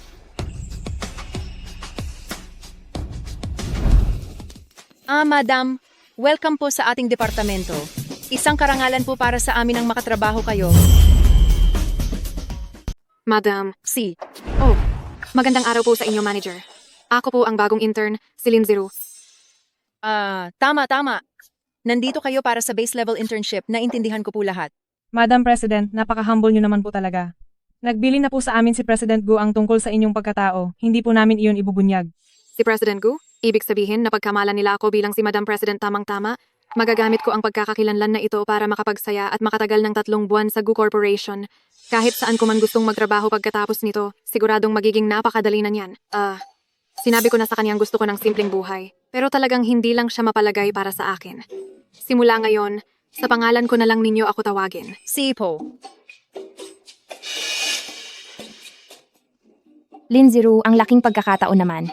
Dito ka ba sa GU Corporation magi-intern? Shenzi, anong ginagawa mo rito? Miss Lin, magkakilala po ba kayo? Oh, hindi kami ganoon kabilis. Manager, sa kumpanya natin, ilan ba ang intern na darating ngayong araw? Miss Lin, kayo lang po at ang isang Shenzi na ito. Shenzi, siya pala si Madam President. Kapag nalaman ang totoo, tapos na ako. Kung ganoon, bakit hindi siya nagpapakilala ng kusa? Shenzi, paano ka nakapasok sa GU Corporation? Ako. Pumasok ako sa pamamagitan ng normal na aplikasyon. Mukhang si Shenzi ay walang planong sabihin ang totoo niyang pagkatao. Kaya huwag niyo akong sisisihin kung hihiramin ko muna ang pagkatao ni Madam President. Miss Lin, bakit hindi muna tayo pumasok sa loob? Baka po kayo mapagod dyan. Sige. Sige po, dito tayo. Hoy, unang araw mo pa lang pero ang bagal mo na. Bilisan mong sumunod. Opo. Halika rito. Makinig muna ang lahat. Siya ang ating bagong intern ngayon sa ating departamento. Si Linziru. Tulungan niyo siyang makapag-adjust dito. Naiintindihan niyo ba? Kamusta sa inyong lahat? Ako si Linziru. Tulungan niyo po sana ako. Uy, siya ba yung bagong intern na sinabi ni President Gu na kailangang espesyal na alagaan? Tingnan niyo siya, mula ulo hanggang paa ay pulos mamahaling gamit. Ang suot niya ay aabot sa mahigit 200,000 dolyar. Hindi ko alam kung aling binibini ang nagmamay-ari sa kanya. Hindi mo pa ba alam? Siya ang asawa ng ating President Gu. At sa pagkakataong ito, pumunta siya rito sa kumpanya para obserbahan ang ating trabaho. Kailangang mapalapit tayo sa kanya at makuha ang loob niya. Ikaw naman. Opo. Kamusta po sa inyong lahat? Ako po si Shen Ziyi, ang isa pang bagong intern ngayon. Sana po sa ating trabaho ay maging matagumpay tayong lahat. Nasisiraan ka ba ng bait? Hindi mo ba nakikita ang ugali ni manager? Mukhang hindi siya mahalagang tao.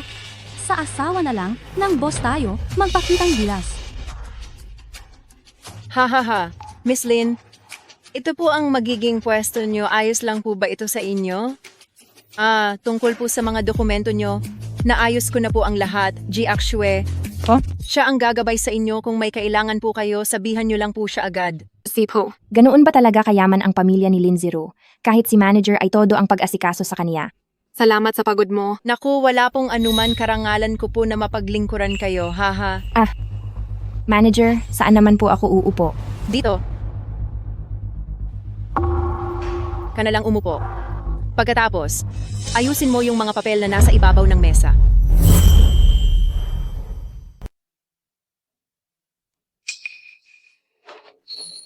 Miss Lin, ang ganda naman ng bag mo. Ito yung Chanel na limited edition ngayong season, di ba? Uy, pati ang damit mo. Ito yung galing sa fashion show ngayong taon. Paniguradong napakamahal nito, di ba? Anong alam mo? Ang mga ito, hindi lang basta pera ang kailangan para mabili ito. Kailangang maging isang Black Gold VIP customer bago mo ito makuha. Noong nakaraang buwan, binilhan din ako ni Uncle ng ganitong bag. Pero bakit parang iba ang hitsura nito? Ganoon ba? Nabanggit ko lang na gusto ko ang bag na ito at agad na binili iyon ng asawa ko para sa akin. Grabe, binili pala iyan ng asawa ninyo para sa inyo. Napakatamis naman ng pagsasama ninyo. Balita ko po, Miss Lin, galing pa kayo sa abroad, mayaman at mataas ang pinag-aralan. Ang mapangasawa kayo ay isa talagang malaking swerte. Siyempre naman. Nang dumating kayo rito, ang buong departamento namin ay biglang nagliwanag. Kahit na pareho kayong intern, si Shen Ziyi ay hinding-hindi may kukumpara sa inyo.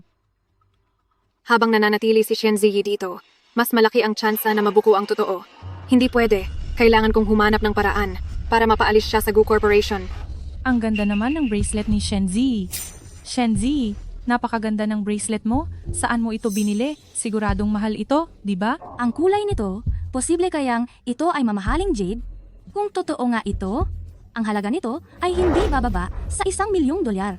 Ziyi, talagang marami ka pa palang itinatagong yaman. Naku, hindi kaya sa unang araw ko pa lang ay mabisto na ang tunay kong pagkatao? Galing ito sa pamilya ko. Hindi ko rin alam kung saan ito binili. Sabi ko na nga ba, isang pulubi na gaya niya, paano niya kakayaning bumili ng ganito kagandang pulseras? Sa tingin ko, ang pulseras na ito, malamang ay gawa lang sa puwitan ng bote ng beer. Kung gayon, ang galing ng pagkakagawa, mukhang totoo. Kung hindi titingnang mabuti, aakalain mong totoo talaga ito. Hindi naman makabili ng totoo. Bakit kailangang magpanggap gamit ang peke? Pamilya ng mga mapagpanggap. Mag-usap na lang kayo dyan. Bakit kailangan nyo pa akong idamay? Ang pulseras na ito ay bigay ng lola at ng asawa ko sa akin. Ano man ang halaga nito, ang mahalaga ay ang malasakit nila. Malasakit? Ang mga mahihirap lang ang mahilig sa malasakit. Ang bata mo pang nagpakasal, hindi kaya naloko ka lang at nabiktima ng isang sindikato. Z, kahit na talagang mahirap ang pamilya niyo, gayunpaman, hindi ka naman dapat pumatol sa ganyang klase ng pamilya. Masyadong malayo ang katayuan ng dalawang pamilya niyo. Tiyak na hindi magtatagal ang relasyon niyo. Maayos ang pagsasama namin ng asawa ko, itigil mo ang pagsasabi ng kung ano-ano. At isa pa, totoo man o peke ang pulseras na ito, ano namang pakialam nyo? Sa tingin ko, ang bag mo ang totoong peke rito. Sa katayuan ni Miss Lin, hindi kailanman siya gagamit ng pekeng gamit. Ikaw ang gumagamit ng peke, tapos mandadamay ka pa ng iba. Napakasama talaga ng ugali mo. Ibang-iba ang totoong bag sa bag na dala niya. Magaspang ang materyales ng bag niya at mukhang malambot pa. Hindi nila pwedeng malaman na peke ang bag ko. Kailangang maibalik ang atensyon nila kay Shen Ziyi. Paano magiging peke ang bag ko? Huwag mong ibahin ang usapan dito. E di subukan mong ipakita sa akin kung totoo o peke ang pulseras mo? Tama iyan. Si Miss Lin ay marami nang nakitang magagandang gamit. Kung matapang ka talaga, tanggalin mo yan at ipakita mo kay Miss Lin. Teka, anong ginagawa mo? Ibalik mo sa akin yan. Ay, sorry.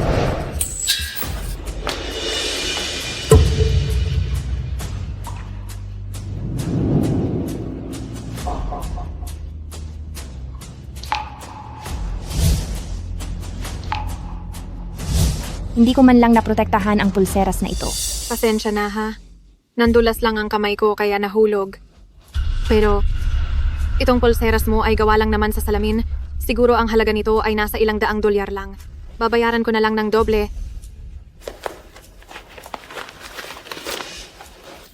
Sapat na ba ang mga ito? Ah, Sobra ka na. Shenji, lakas ng loob mong buhusan ako ng tubig. Ikaw, Binuhusan talaga kita dahil sa panglalait mo sa pamilya ko at pati sa paninira mo sa akin. hindi kita mapapatawad. Tigil! Makikita na naman ni Tito ang kahiyahiya kong hitsura. Hindi maaari, hindi na ako dapat laging umaasa na tutulungan ako ni Tito. Tama ang sinabi ni Lindsay Rue. Hindi magtatagal ang lahat kung masyadong malayo ang agwat namin. Kailangan kong maging matatag at lumakas agad. Magandang araw po, President Gu. Oras ng trabaho ngayon. Bakit kayo nagkakagulo rito? Bakit nandito si President Gu? Yari na ako nito. President Guang, mga kasamahan ko po na sina Lindsay Rue at Jack Shui, pinagdudahan po nila na peke ang aking pulseras. Sinadya po nilang basagin ito. At minaliit pa po nila ako pati na ang pamilya ko. Sa galit ko po, nabuhusan ko po siya. Hindi ko akalaing mangyayari pa rito sa Gu Group ang ganitong bagay. Ang HR na kumuha sa kanila, ano bang klaseng paningin ang mayroon sila kapag hinayaan sila? Sisirain lang nila ang reputasyon ng kumpanya. President Gu, natakot lang po kasi kaming baka suot-suot ni Shenzi ay isang peke dahil makaaapekto ito sa imahe ng Gu Group. Kaya naisipan naming alisin iyon. Isa pa po si Miss Lin Ai. Naku, President Gu. Kanina lang po. Sinubukan ko lang po na hawakan at tingnan niyo ng pulseras ni Ji. Hindi ko naman sinasadyang mabasag. Talagang wala po akong masamang intensyon. Kahit hindi sinasadya, hindi na ba kailangang magbayad? Higit pa doon, ang esmeraldang jade na pulseras na ito ay nagkakahalaga ng higit $1,000,000. Ano? Tunay na jade ito? Hindi ba peke lang ito? Iniisip mo ba na? Magkakamali ako ng tingin? Nako, hindi po. Hindi po magkakamali si President Gu. Babayaran ko. Babayaran ko po. Kahit papaano ay kami ni Zi ay naging magkatrabaho. Zi, magkano ba ang halagang gusto mo? Ang piraso ng jade na ito ay Imperial Green. Nagkakahalaga ito ng $6 na milyong. Ano po? $6 na milyong. Biro lang ito, di ba? Inaakala mo bang niloloko kita? Hindi po. Saan naman ako kukuha ng $6 na milyong? Tapos na ako. Mabubuko na ang tunay kong pagkatao. Pwedeng hindi mo na ako bayaran, pero dahil sa pambabastos mo kanina sa aking pamilya at pati na rin sa panglalait sa akin, kailangan mong humingi ng paumanhin sa akin at sa pamilya ko. Paumanhin? Kung hindi ka hihingi ng tawad, ay kailangang bayaran mo ako ng buong halaga. Pasensya na. Shenzi, pasensya na po. Lahat kayo bumalik na sa trabaho. Shenji, sumunod ka sa akin sandali. Opo.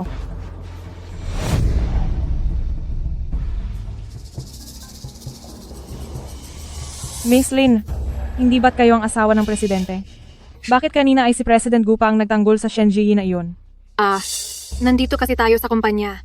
Sa trabaho, dapat nating ihiwalay ang personal na buhay sa profesionalismo.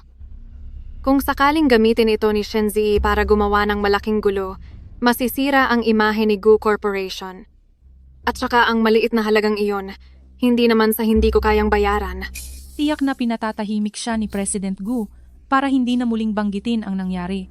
Abangan na lang natin ang kakahantungan niya. Kahanga-hanga talaga ang pagpapahalaga niyo sa kabutihan ng lahat. Pero para kay Gu Corporation, parang napakahirap po nito para sa inyo. Totoo iyon. Hindi ko lang alam kung saan nakuha ni Shenzi ang ganoong kamahal na pulseras. Sino ang nakakaalam kung paano niya iyon nakuha? Hindi natin masisiguro kung anong maduming paraan ang ginamit niya para makuha yan. Masyado pala natin siyang minata. Mukha lang siyang basahan, pero hindi ko akalaing may dala pala siyang kayamanan. Pero, siguradong ipagtatanggol po kayo ni President Gu. Sa isang salita nyo lang, na gusto nyo siyang palayasin. Hindi ba't mabilis lang yun gawin? Ha?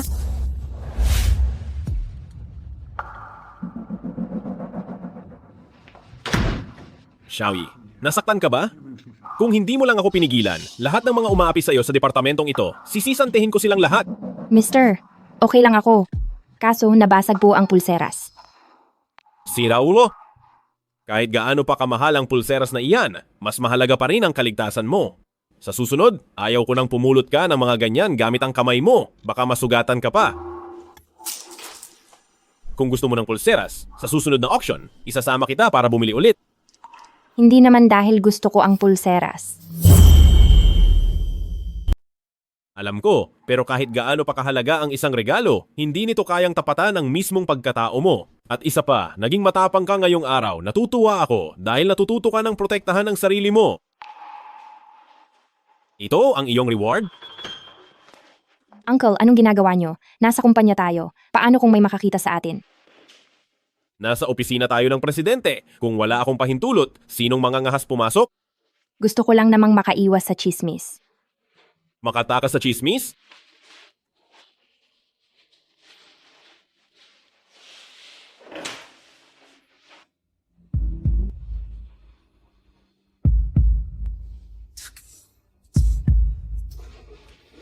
Tama na. Baka mamagana ang labi ko sa mga halik mo. Paano na lang ako babalik mamaya? Sige, sa susunod ay dahan-dahanin ko na. Pasok. President Gu, pagkatapos ng 10 minuto, mayroon po kayong meeting. Naintindihan ko. Sige na. Pumunta ka na sa meeting, babalik na rin ako sa trabaho. Baka pag hinalaan pa ako kapag nagtagal ako dito.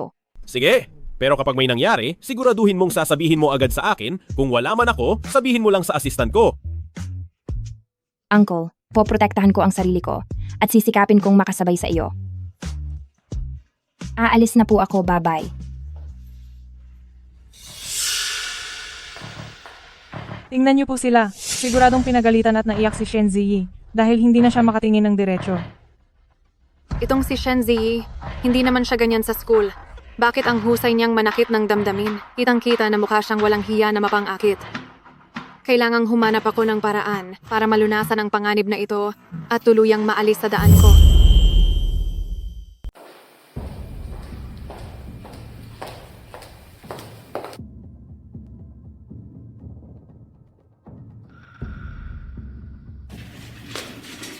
Miss Lin, napakabango po ng pabango niyo ngayon.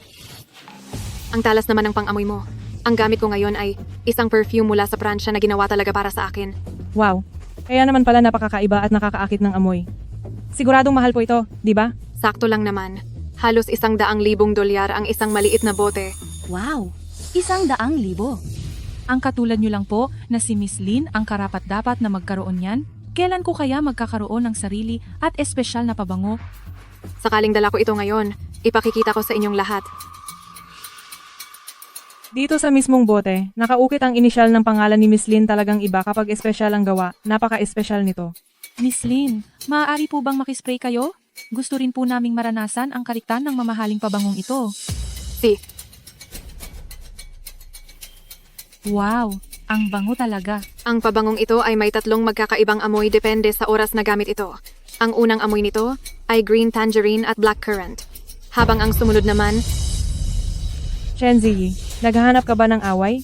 Kakaspray lang ni Miss Lin ng pabango, tapos magpapanggap kang parang nasusuka. Sinong iniinsulto mo? Shenzi, hindi kaya magkaka-baby ka na?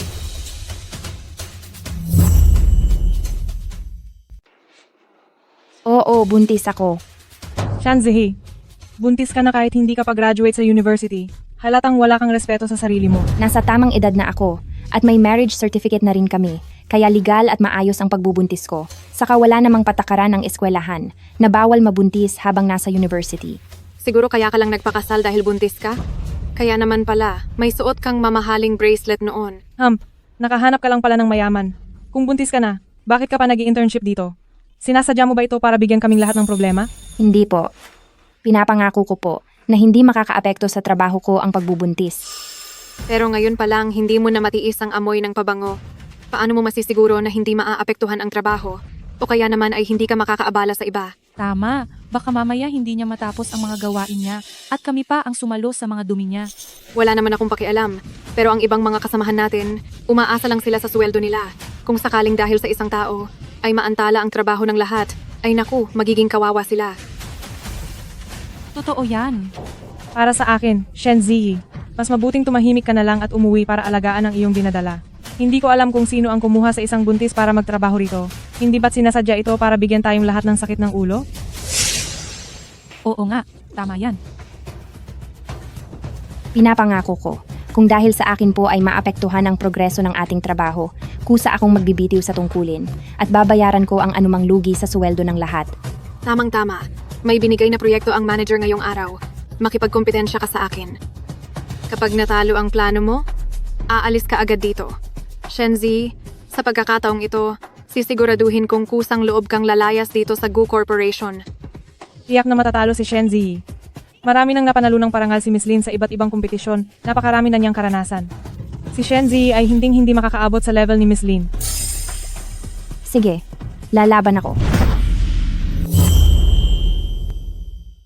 Kayo naman po ay isang sikat na graduate mula sa isang tanyag na paaralan sa ibang bansa, samantalang siya ay isang taong hindi man lang nakatapos ng pag-aaral at walang alam paano siya maglalakas loob na makipagkumpetensya sa inyo.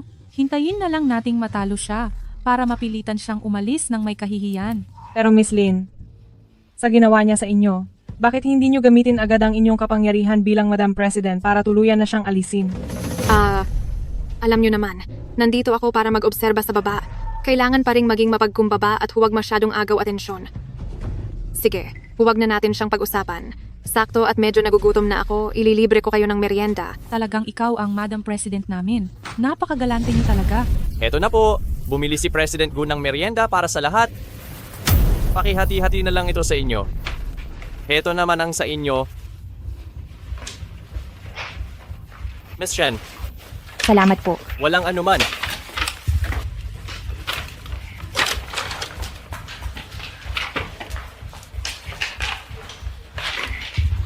Miss Lin, kakakita niyo lang nagutom na kayo. Ngayon naman ay nagpadala agad si President Gu ng cake para sa inyo. Napak maalalahanin niya talaga sa inyo. Kahit kailan talaga siya, pati ang ganitong kaliit na bagay ay pinag-aabalahan niya pa para sa akin. Dahil nasa puso kayo ni President Gu.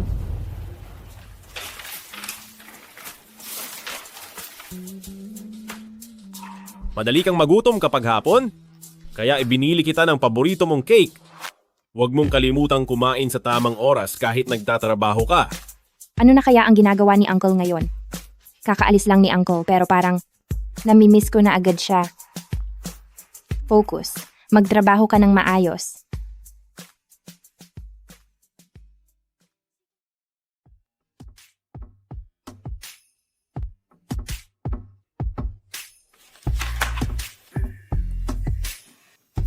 Naghihintay sa akin si Uncle para sabay kaming umuwi. Kailangan kong bilisan para mapuntahan ko na siya.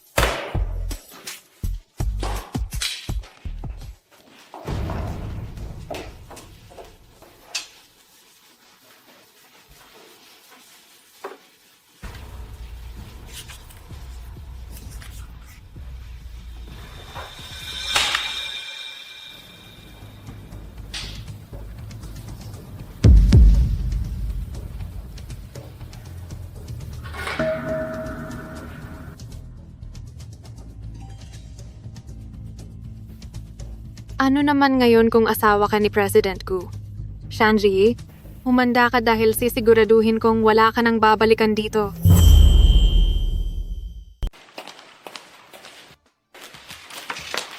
Darating na ang mga partner natin. Tapos na ba ang inyong mga proposal? Siyempre naman.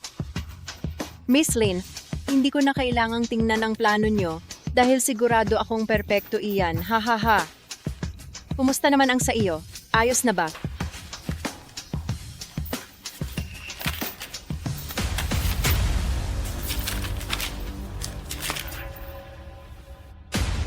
Shen Ziyi, niloloko mo ba ako? Tingnan mo ito. Ano bang klaseng gawa ito? Sabi ko na nga ba, walang alam itong si Shen Ziyi. Wala siyang silbi. Pabigat lang siya sa takbo ng ating proyekto. Totoo iyan. Buntis na nga, bakit pa pumasok sa trabaho? Ang kumpanya natin ay walang puwang para sa katulad mong talentado. Mabuti pang tuparin mo na ang pangako mo at magbitiw ka na sa trabaho. Paano nangyari ito? Sigurado akong natapos ko iyon kahapon. Maayos pa ang lahat bago ako umalis. Shenzi, dahil ba sa pagbubuntis mo kaya nawala na ang talino mo? Kung hindi mo nagawa, huwag ka nang gumawa pa ng kung ano-anong dahilan. Mas mabuti pang magligpit ka na at umuwi ka na lang ng matahimik sa bahay niyo. Manager, natapos ko po talaga iyon. Natatandaan ko pa ang karamihan sa mga nilalaman ng proposal. Bigyan niyo lang po ako ng kaunting oras. Makakagawa po ako ng bagong kopya para sa inyo. Bago magsimula ang pulong sa loob ng 20 minuto, hinding-hindi na aabot pa. Shanzi, kung wala si Miss Lin dito ngayon, ang buong departamento natin ay mapaparusahan ng dahil sa iyo. Pagkatapos ng pulong ko, isusumbong kita kay President Gu. At sisiguraduhin kong matatanggal ka. Pabigat ka lang. Miss Lin, ang proyektong ito, gusto niyo po bang sumama sa akin para pag-usapan ito? Dahil narito kayo, ang pagtutulungang ito ay siguradong makukuha ng ating departamento. Oo naman, walang problema. Dati pa ay madalas akong sumasama sa asawa ko sa mga negosasyon, kayang-kaya ko ang mga ganiyang bagay. Kung ganoon, tayo na po. Si Shanzi, inaasahan ko na pagkatapos ng negosasyon ko at pagbalik ko, ay nakapag-impake ka na ng gamit at umalis na sa kumpanyang ito.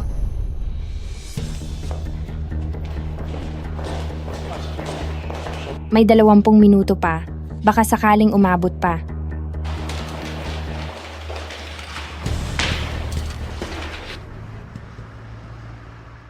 Haha, President Wu, ang taong ito ay ang ating Miss Lin sa departamento at ang plano para sa proyektong ito ay gawa po niya.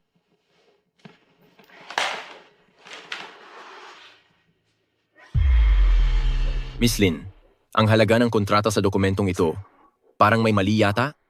President Wu, mayroon po bang naging problema? Ang halaga sa dokumentong ito ay kulang ng kalahati. $100 milyong ang halaga ng proyektong ito. Kung mali ang halaga, alam mo ba kung gaano kalaking lugi ang idudulot nito sa kumpanya? Ano ba ang ginagawa niyo? Paumanhin po, President Wu. Isang pagkakamali lang po ito. Ipapaayos ko po agad ito. Anong ipapaayos? Isa itong napakababaw na pagkakamali.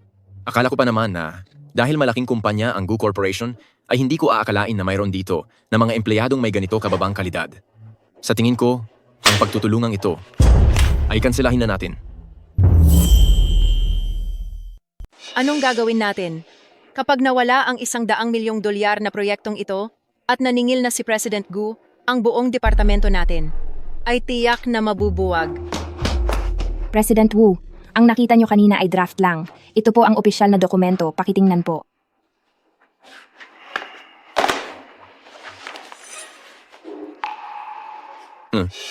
Ang dokumentong ito ay tila may pagkamalikhain. Ipaliwanag mo sa akin. President Wu, intern lang po siya, wala siyang alam sa mga bagay na ito. Hayaan niyo na si Miss Lin ang magpaliwanag. Hindi mo ba ako naintindihan? Gusto ko na siyang magsalita. Sipok. Ganito po ang laman ng dokumentong ito. Ang kasunduan para sa pakikipagtulungan sa proyekto.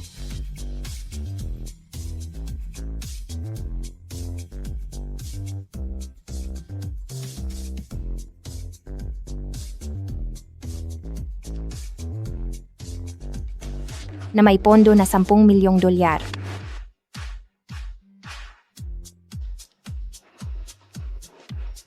Ang batang ito ay mahusay. Umaasa ako sa maayos nating pagtatrabaho. Ingat po kayo, President Wu. Dahil sa pagtatama mo sa iyong pagkakamali, sa pagkakataong ito, ay hindi na kita pahihirapan.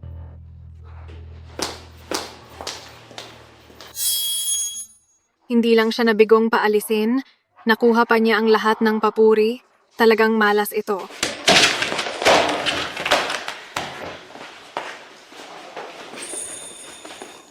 Ito ang unang pagkakataon na nakamit ko ang tagumpay sa sarili ko.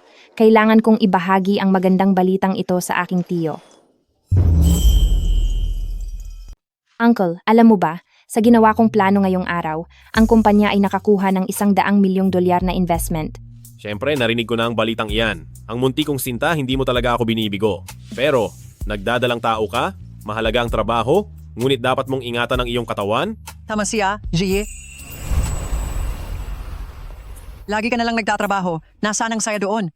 Minsan ay lumabas ka at mag-enjoy. Bukas ay may auction ng mga alahas sa Jiang City. Sasabahan ka ni Lola. Siya ang magbabayad ng lahat para sa iyo. Huwag na pong mag-abala pa si Lola. Iyong mga ibinigay niyo po sa akin noon, hindi ko pa nga po nasusuot lahat.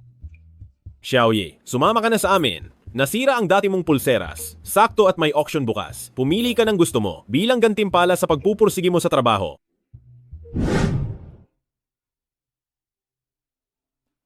Zee, mamaya, kahit anong magustuhan mo, ay kunin mo. Si Lola na ang bahala sa bayad. Ang susunod naman nating itatanghal ay isang napakataas na kalidad ng Pigeon's Blood Ruby Necklace. Ang tampok na koleksyon para sa auction na ito at nag-iisa lang ito sa buong mundo. Tingnan ninyong lahat.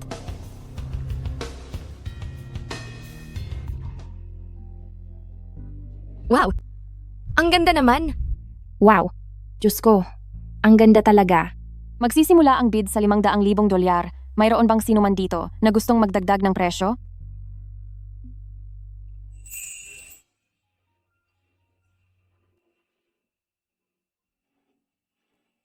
Nagustuhan mo ba?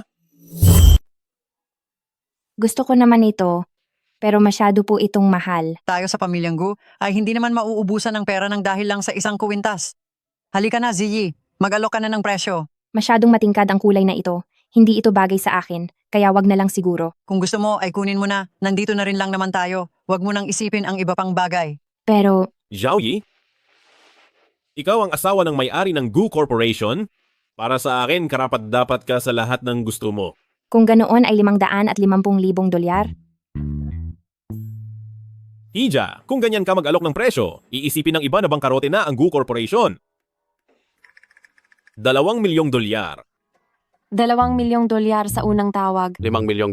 May nag-alok dito ng $5 milyong. $5 milyong sa unang tawag. $6 na milyong. $6 na milyong sa unang tawag. Mayroon pa bang higit sa $6 na milyong? $6 na milyong sa ikalawang tawag. $8 milyong. Wow! Napakayaman naman nila.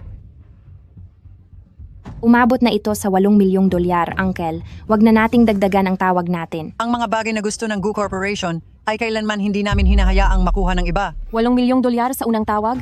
May mag-aalok pa ba ng mas mataas na presyo? $8 milyong sa ikalawang tawag?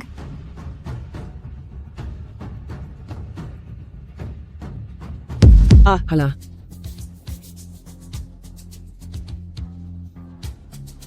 Uncle, anong ibig sabihin nito para sa Lola? Ito ay pagtaya hanggang dulo. Kahit gaano pa kataas ang ialok ng iba, lalagpasan iyon ng Gu Corporation hanggang sa dulo. $20 milyong. $20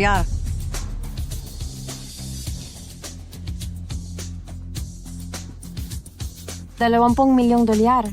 Ito na ang pinakamataas na tawag sa kasaysayan ng subasta na ito. Ang kuwintas na may ruby na ito ay napanalunan na ng numero 88.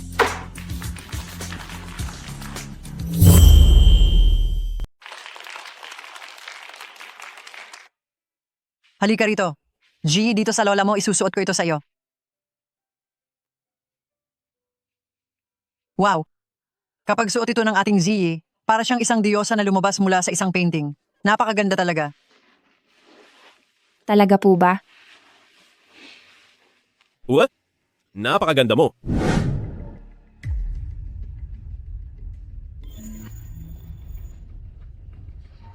Uy, tingnan nyo to dali. Tingnan nyo dali.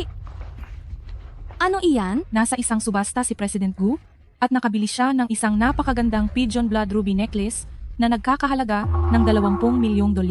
Napakaganda ng relasyon ni na President Gu at Miss Lin. Hula ko ang kwintas na iyan. Ay siguradong binili ni President Gu para ibigay kay Miss Lin bilang regalo. Ang ruby necklace na nagkakahalaga ng $20 milyong, ano kaya ang itsura niyon? Gusto ko talaga iyong makita. Miss Lin, yung sa subasta na gumastos ng malaking halaga si President Gu para sa isang ruby necklace. Regalo po ba iyon sa inyo? Anong kwintas? Miss Lin, tingnan niyo po, itong balitang ito ay nasa headline na at kalat na ito sa buong kumpanya. Oo nga po. Hindi niyo po alam? Tinutukoy mo ba ang kwintas na ito? Tama ka. Ito ay talagang ibinigay ni President Gu bilang regalo sa akin. Kaya lang lately, ang dami niyang ibinibigay na regalo sa akin, kaya hindi ko agad naalala. Diyos ko, napakalaki po talaga ng pagmamahal ni President Gu sa inyo. Ano po, pwede niyo po bang dalhin ang kwintas na iyon dito para makita naman namin? Gusto rin naming makita ang ganda niyon. Iyong kwintas na iyon, ipinalinis ko muna para sa maintenance. Kapag naibalik na, isusuot ko ito para makita niyo.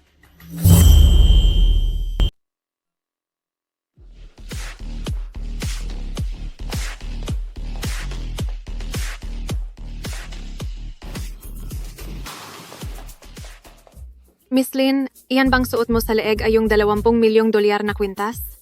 Ang kintab naman yan. Oo nga, yung mga alahas sa counter, kapag ikinumpara dito, ay walang panama. Napakabait talaga sa inyo ni President Gu. Ang galante niya po. Siyempre naman. Itong si President Gu, lahat ng gusto ko ay sinusunod niya.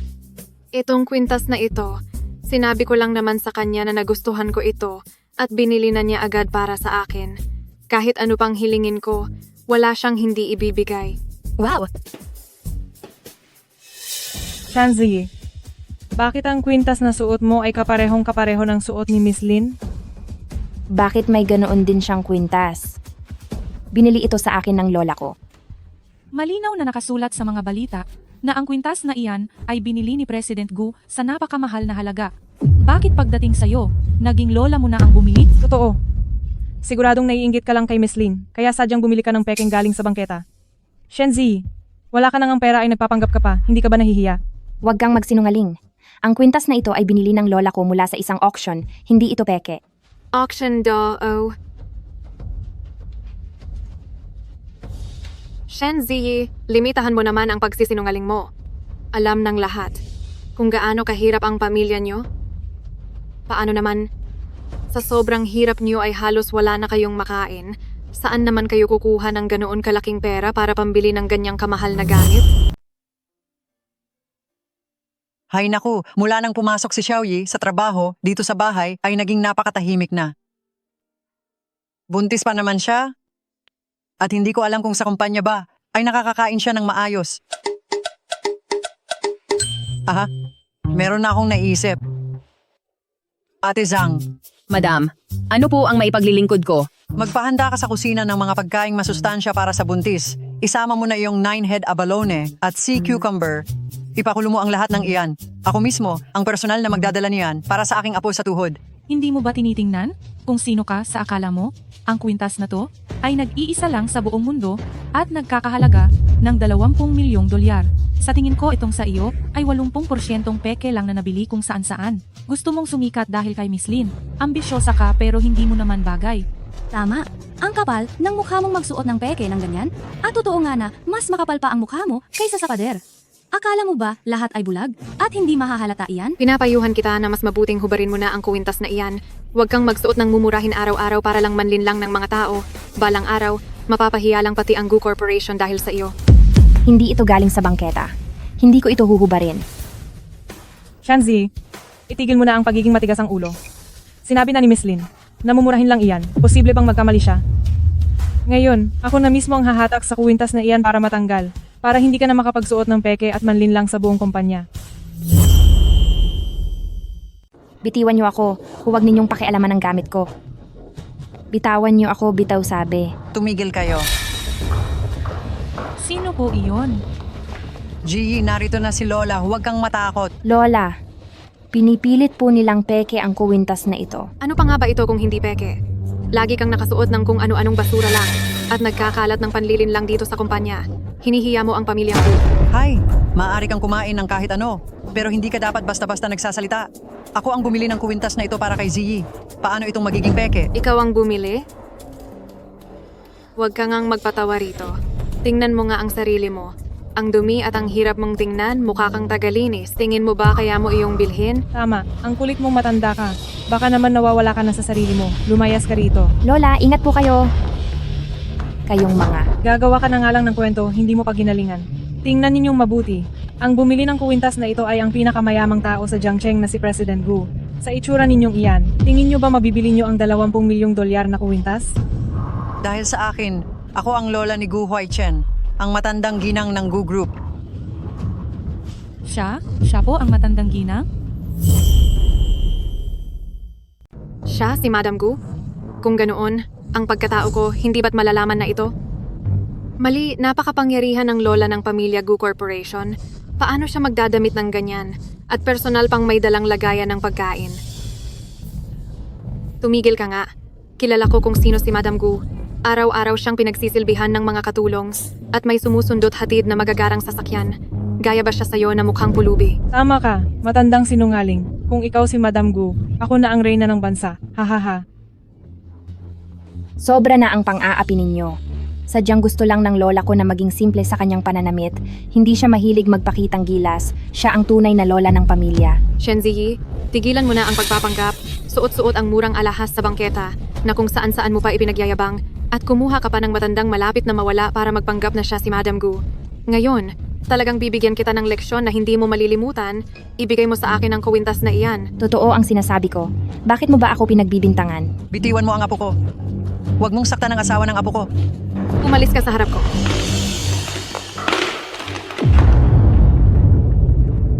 Lola, ayos lang po ba kayo?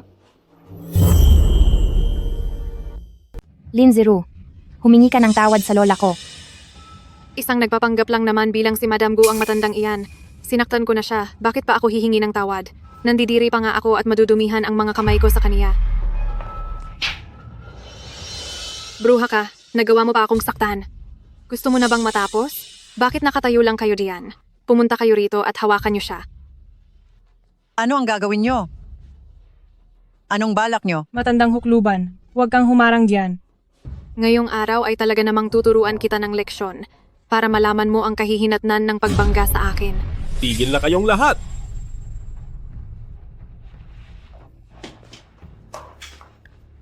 Ji, ayos ka lang ba? Uncle, ayos lang ako. Huay Chen, salamat at dumating ka rin. Ang babaeng ito ay naghahari-harian dito sa kumpanya. Pinapahirapan niya ang aming si Xiaoyi. Ngayong araw, parusahan mo siya para sa akin. Opo, Lola. Patawad po kung kayo ay natakot. Kasalanan po ito ng inyong apo. Ha? Anong nangyayari? Tinawag siyang lola ni President Gu? Huwag mong sabihin. Siya nga ang matandang ginang ng Gu Corporation?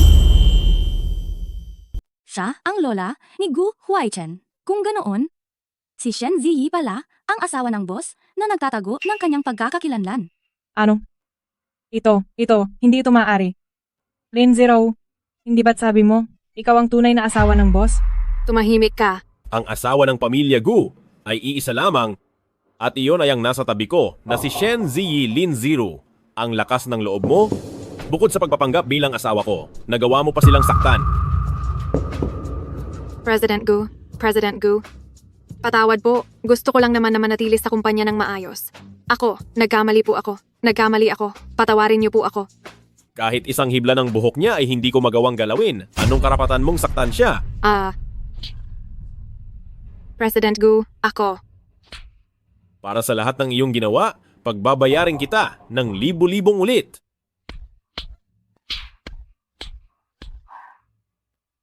Ilayo niyo na siya rito. Mula ngayon, huwag ka nang magpapakita pang muli sa asawa ko. Opo, sir. Para naman sa inyo, sisibakin kayo sa trabaho at ibablock sa industriyang ito. Ipapadala ko ang listahan ng inyong mga pangalan sa bawat kumpanya sa industriyang ito. Simula ngayong araw, huwag nyo nang asahang makakapagtatrabaho pa kayo sa Jiang City. President Gu, nagkamali po kami. Maawa po kayo sa akin. President Gu, alam na po namin ang aming pagkakamali. Lahat ng ito ay dahil kay Lin Zero. Siya po ang nanloko sa amin. Tama po?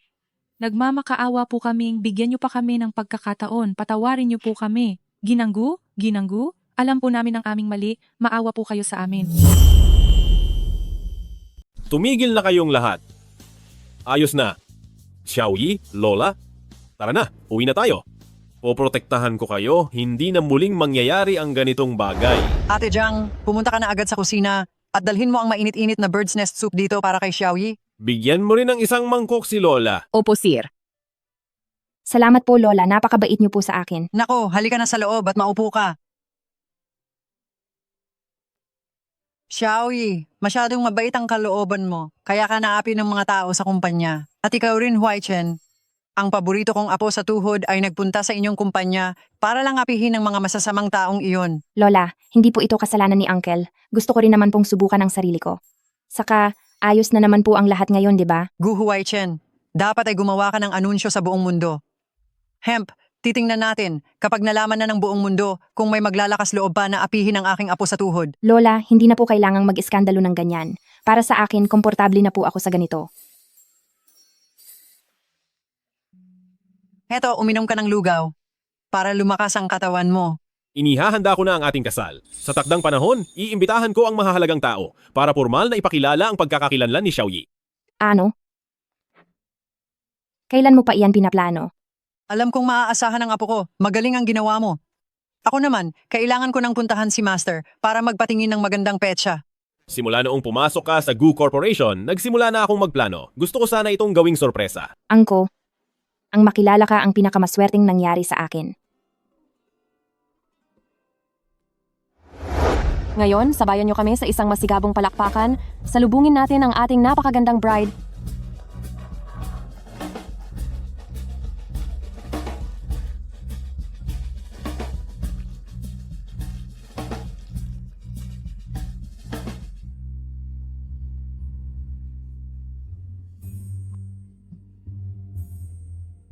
Hindi ko alam kung mayroon akong karangalan na maisuot ang singsing sa aking bride. Siyempre, aking Mr. Gu. Diyos ko.